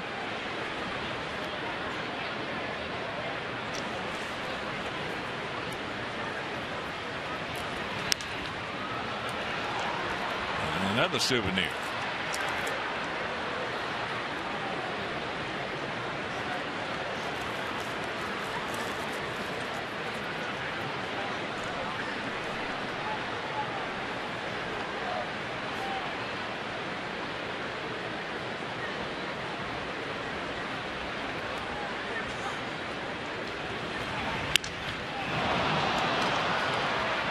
That's in the long peg in time. 2 down. Seeing a lot of bats go pinwheeling tonight.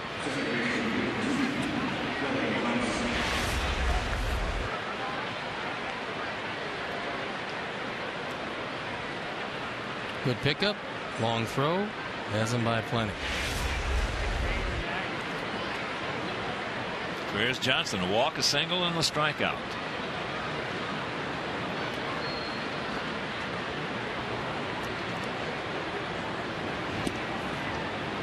Takes the strike. 2-0 bad guys here in the top of the 8th. 2-11-1 for Toronto. No runs, 1 hit, no errors for our guys. That's hit hard. Alex. Yeah, no, he drops it.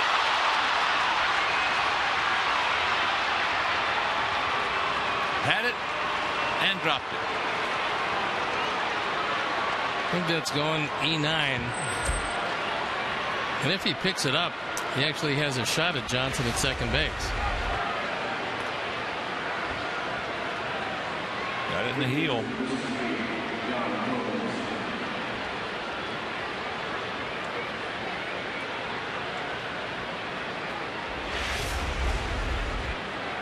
There's Yan Gomes.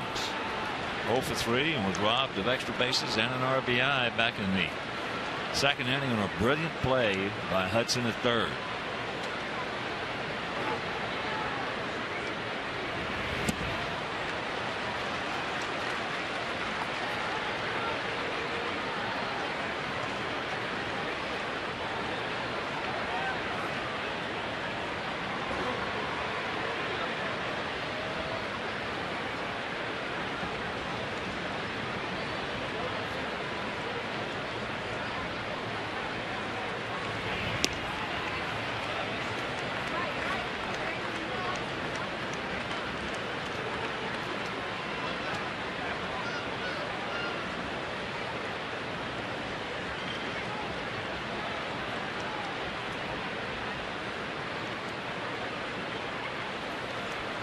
Johnson the second, 2 out to 1-1.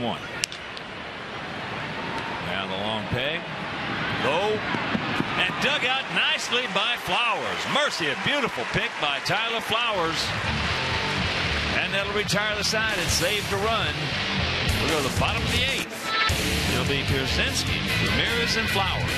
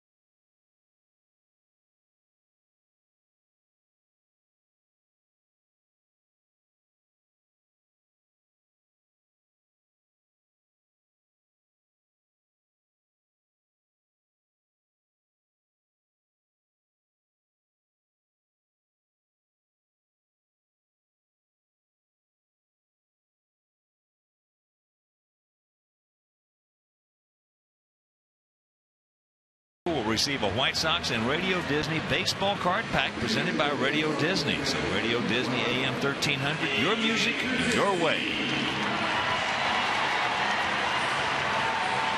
Let's take a look at the way the 8th inning ended. Hudson has to give some ground, throws it in the dirt.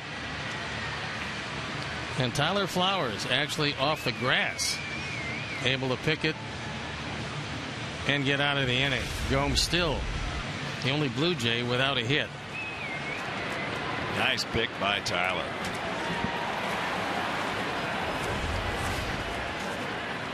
Looks a lot easier in slow motion. Oh, it always does, doesn't it? There's a shot by AJ. That's only our second hit. He has them both.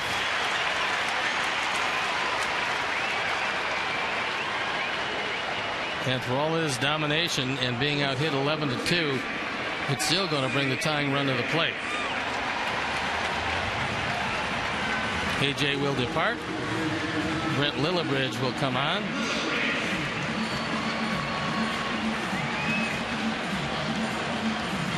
That'll shift Tyler Flowers behind the plate, and Lillibridge will stay in the game and play first, as there is very much a limited bench with Fukudome having a bad back and Paulie resting his wrist. And here's Alexei. Couple of ground outs to short. Just a decent lead by Lillibridge. AJ has hit the ball hard all 3 times tonight.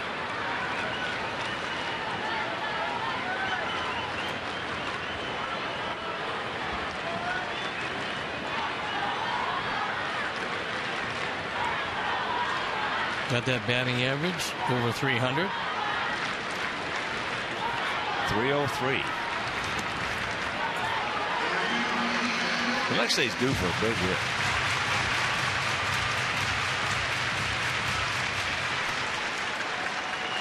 He'd like to get one in the air. He's due for a big one.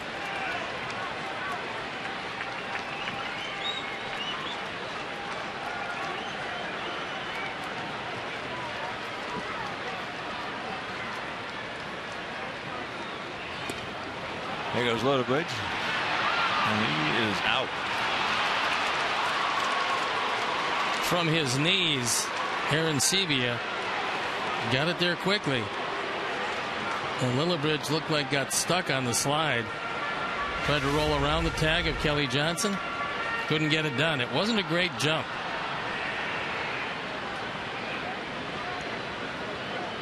And he indeed put the tag on him.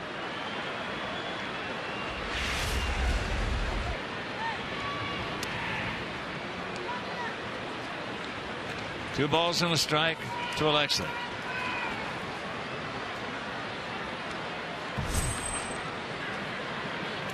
Darren Oliver, who's seemingly been around forever, loosening up on the pen.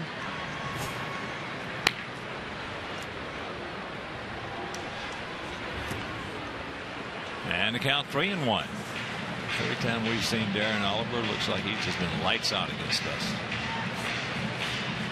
Well, Brandon Murrow has 2 games, 2 shutouts, so he can go the distance, but we keep on thinking Oliver is going to be too old to pitch, and every year another team takes him, and every year puts together a good solid season.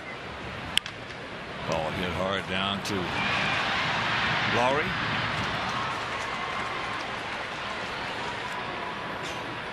Knocks it down, picks it up, and throws him out. So 2 out, and here comes Flowers. Tyler 0 for 2, a strikeout and a ground out for short.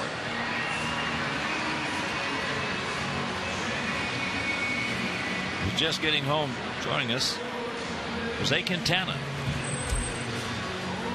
Started, went 6 innings, giving up 2 runs on 9 hits, 1 walk, 1 strikeout. So a good performance by the 23-year-old southpaw of Barranquilla, Colombia. In fact, he's had a good outing every time he's been out there. He's been very impressive, whether he's thrown in relief or started. He's gotten out of some tough jams when he's gotten into them.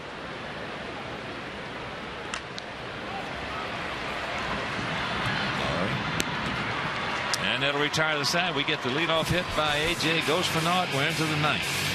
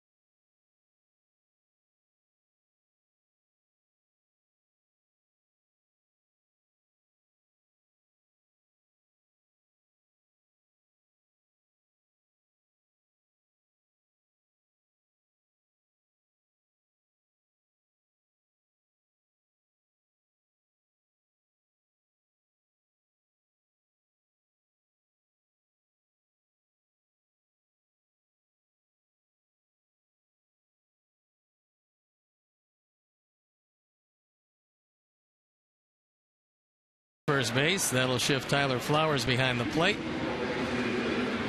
and bring in Hector Santiago on for the 20th time. 1-1 ERA, 3.66. So it's Quintana, Jones, Ullman, Crane, and now Santiago.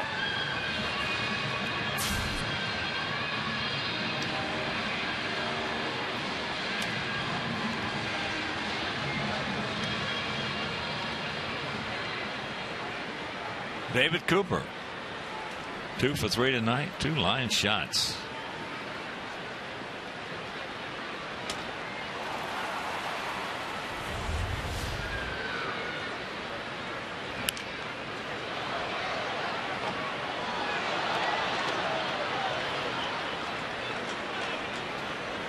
Two runs on 11 hits, 1 error for the Blue Jays. No runs on 2 hits, both by Pierzynski, and 1 error for us.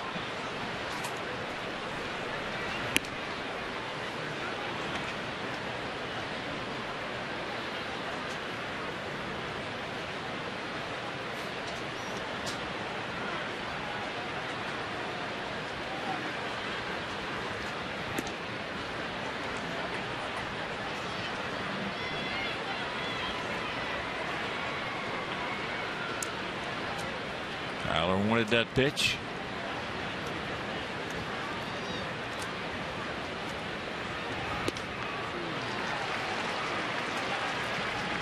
Two and 2 the count.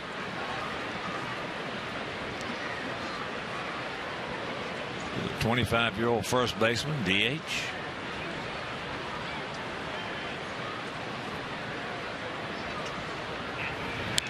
Oh, you got a cookie. Got a hanger.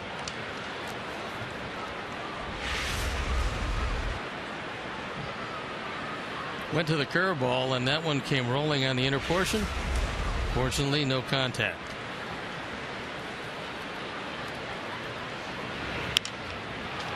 You got another one. Smacks that one into center field.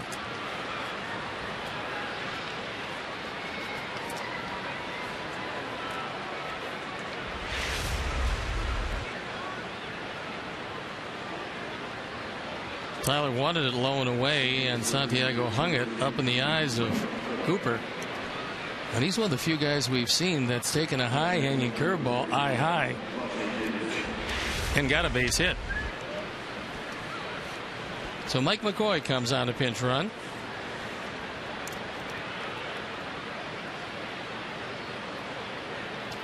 And here's Rajay Davis. He's 2 for 3 tonight with a couple of stolen bases. Outfield straight up. Hudson got the cut of the grass.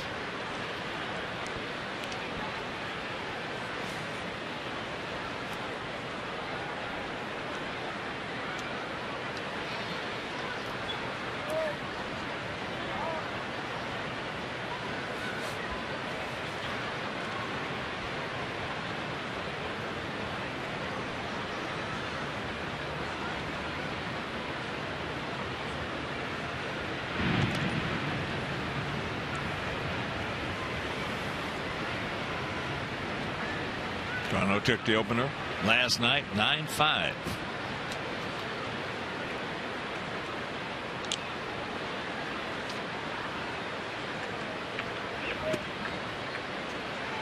There's the screwball.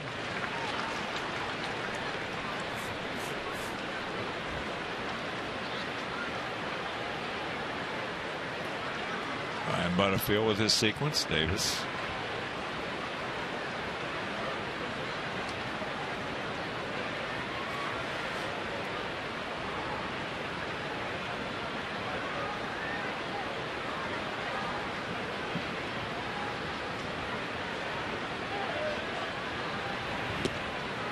There it is again. 1-2 the count. That last one a better one than the preceding screwball. Preceding one looked just about like a changeup. Didn't have much no turnover to it. You don't throw inside screwballs to right-hand hitters.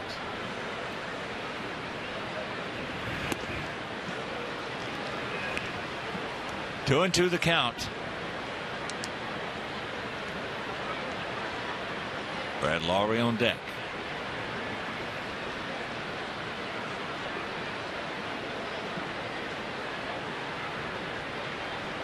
McCoy, pretty good lead.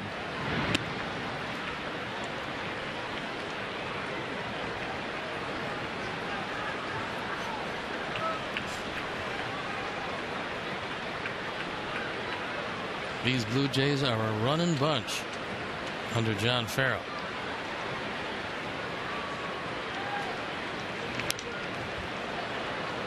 Well, obviously, we only saw them 7 games last year. They won 4 of the 7.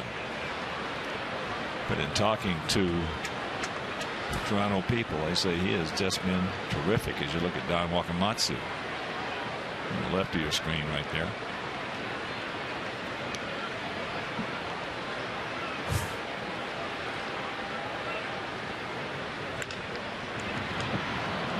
That's foul. Cues it right off the end of the bat.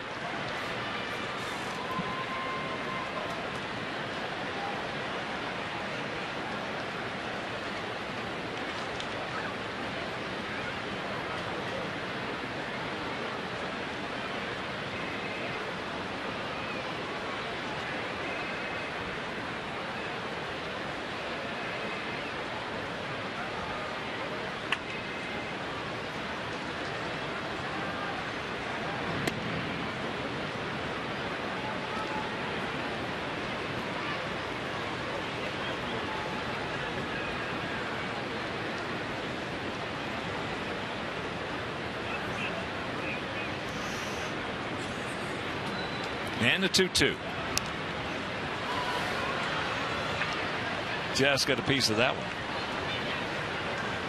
Yet another screwball, and that one he fouled straight back.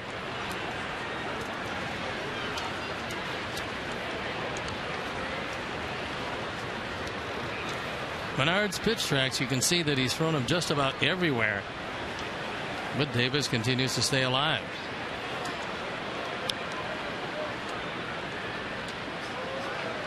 Little bigger lead. And a full count.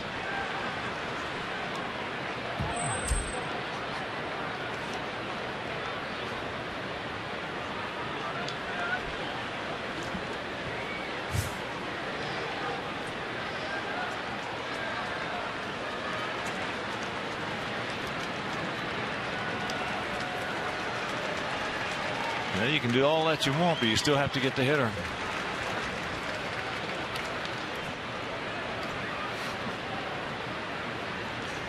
There he goes.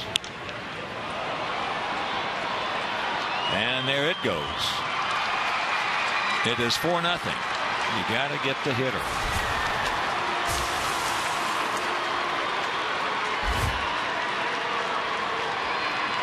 Fourth home run of the year. RBIs 12 and 13.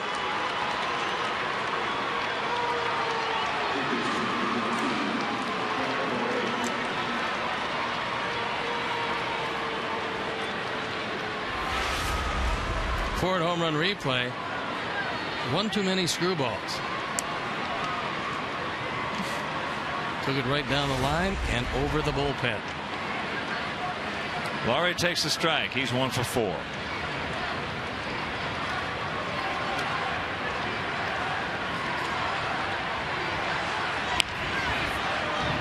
And that will send a few to the exits right there. And reminder, check out the Comcast Fundamentals deck at US Cellular Field. You can interact with White Sox trainers, run the bases at the wiffle ball diamond, and test your swing at the batting cages. You're always at the center of action with Xfinity, only from Comcast.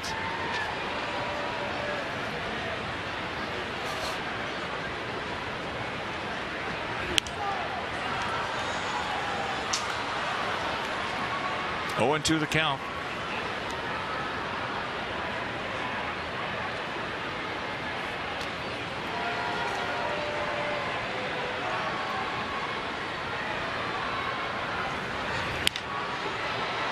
That's high in the center field. Can of corn. 1 out. As we talked about earlier, Rajay Davis has always played very well against us. He's got great skills. There's never any doubt about that. He'll always be able to stay a base. Occasionally show some power. He's had a hard time finding a place to play every day. Well, he has. When he was in that Oakland uniform, he beat us a lot. And that's into short center field, but Diaza comes on. Rasmus is retired. He's now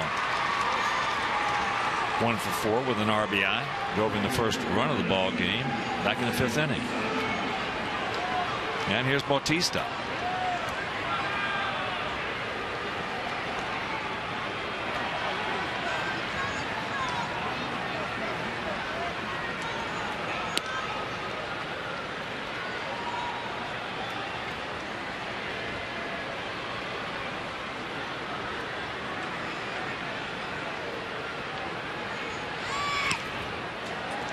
And here's what he did leading off the 6th. His philosophy is very simple. Swing hard in case you make contact. Because each one of his swings, he lets it all go.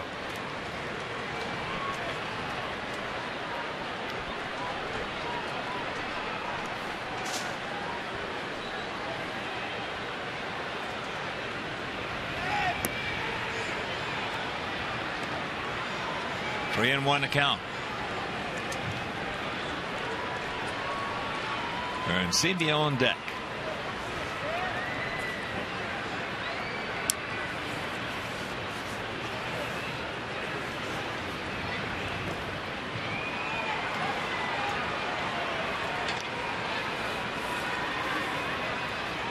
So the walk, and you can join the White Sox mobile group by texting Ultimate to 244-769. Mobile users get exclusive offers, deals, and contest info. Joining enters you in the drawing for our Ultimate Fan Package, where a lucky winner will receive 2 VIP game tickets, an autographed item, and Comiskey cash. So text Ultimate to 244-769.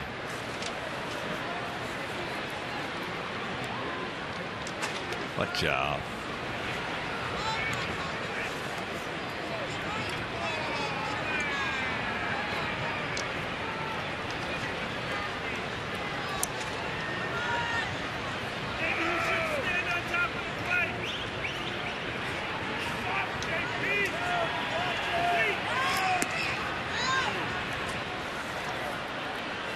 2-0 the count.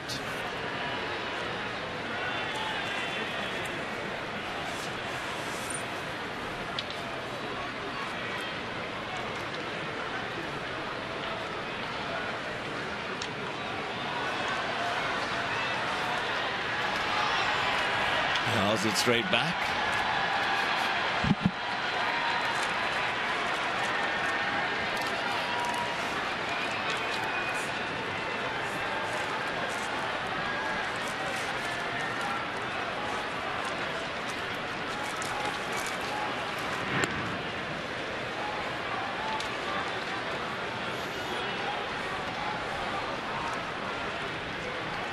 Sebia last year 23 homers, but he knocked in 78.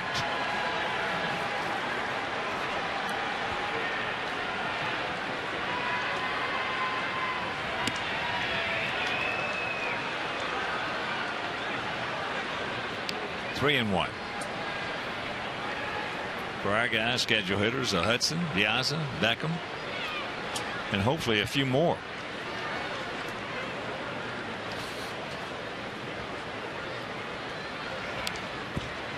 Full count to the 26-year-old receiver.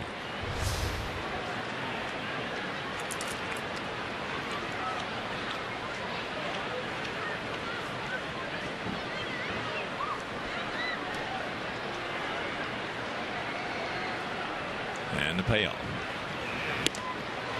He gone, but the 2-run homer by Rajay Davis. Look at the bottom of the ninth. In big trouble.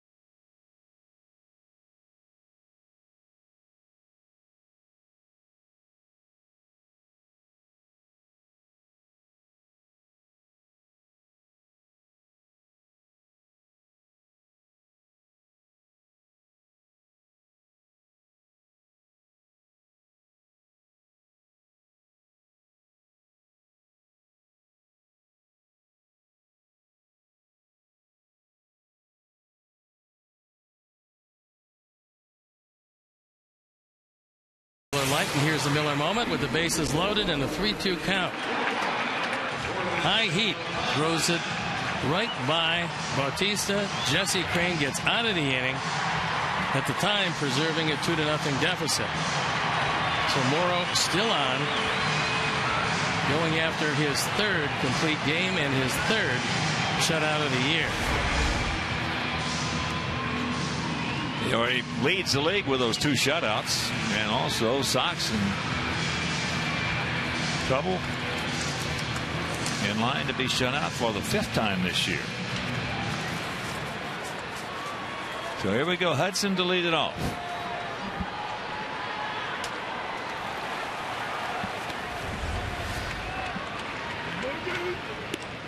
Takes it up high.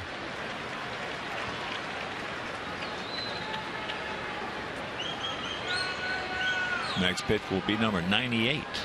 And the bullpen up and going for the Blue Jays, just in case. 2-0.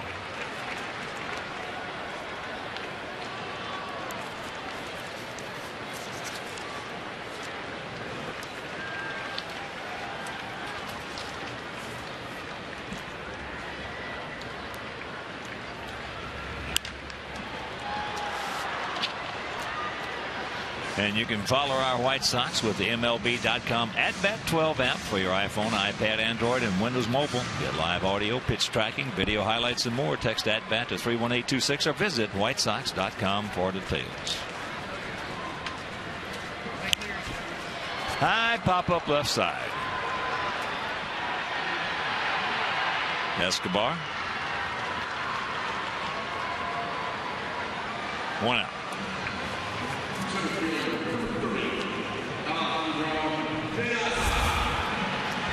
So that'll bring up Alejandro, who's 0 for 3 this evening. We mentioned, if you're just joining us, no runs on just 2 hits, both by Pierzynski. 2 line drives. In fact, he hit the ball hard all 3 times tonight. Got his average up to 303.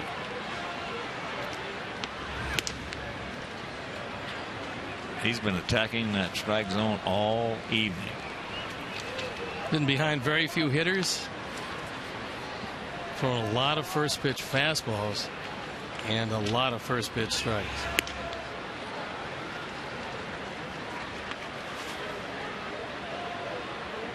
And Aaron Seavey has been keeping him in a good rhythm. Pretty impressive numbers. Getting it and throwing it. Change up. He hasn't thrown many of those tonight. He hasn't needed it.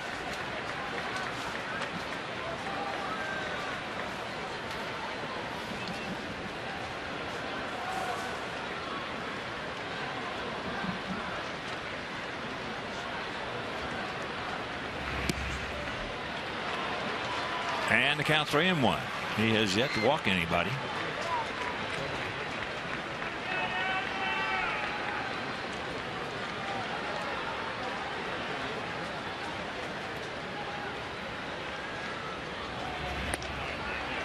And there is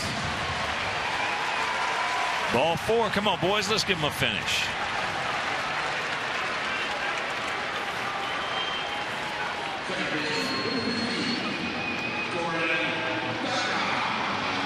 Here's Gordon. Gordon 0 for 3.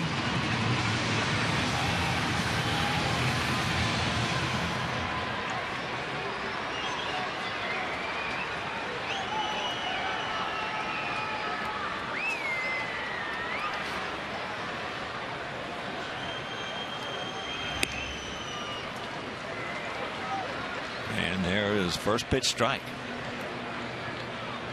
For the most part, he's kept the ball away from Gordon Beckham all night long.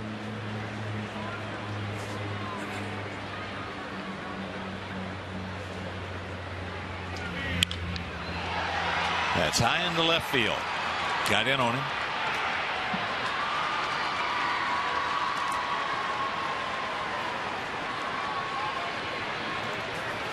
We've only had 4 base runners tonight.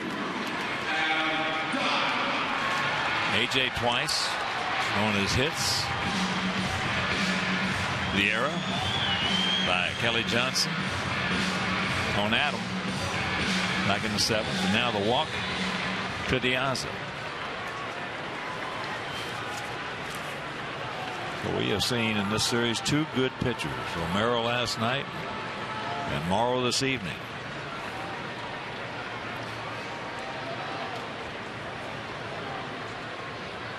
Adam has popped up, grounded out, and reached on that arrow.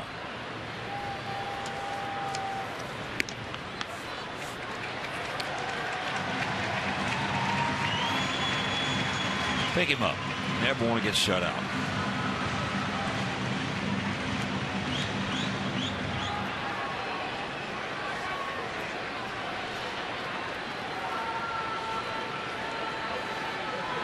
Yeah, Escobar saying, he was go looking, ahead and take. He was looking in the dugout.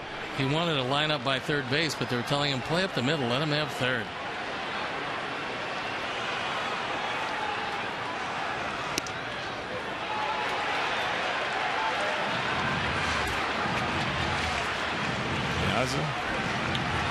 Never been there before, so he doesn't know what to do.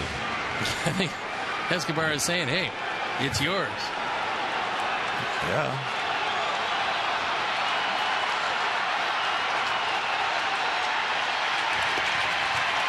And there's a strike.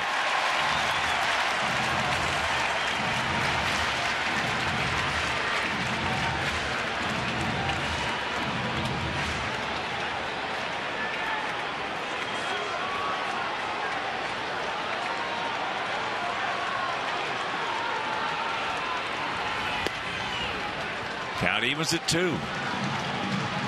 Viciado on deck.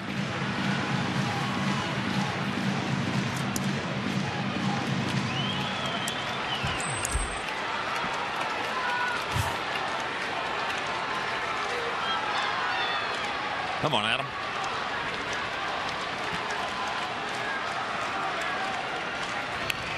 Checks it up and fouls it off.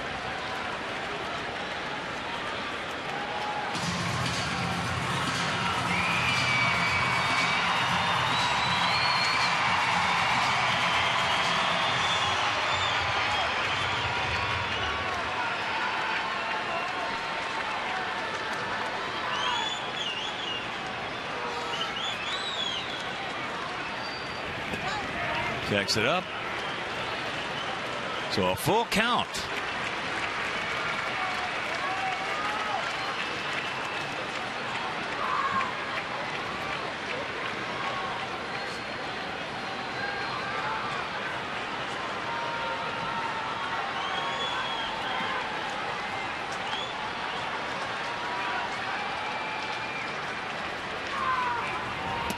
And that's ball 4.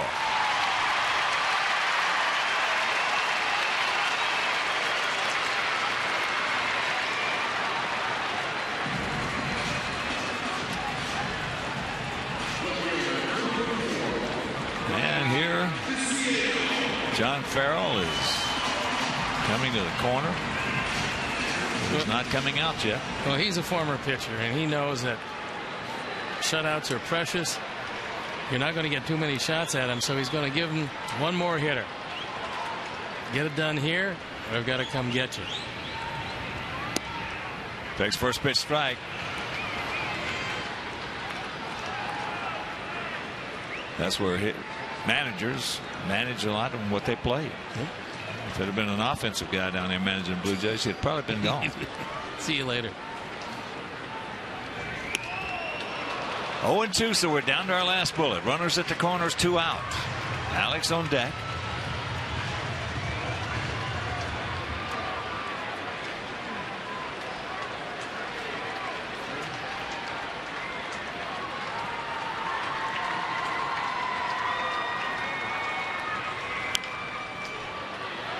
And that is foul.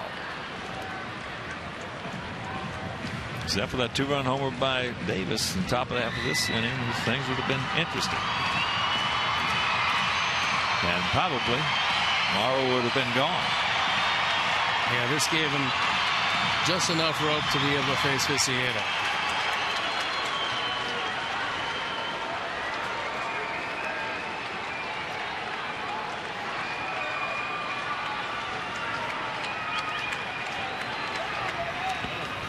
Nice block right there by Arancibia.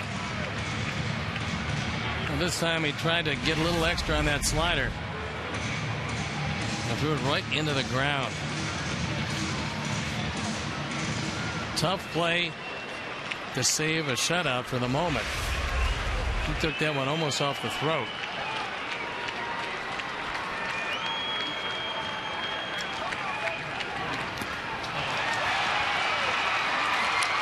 And this ball game is over. So the Sox get shut out for the 5th time this year.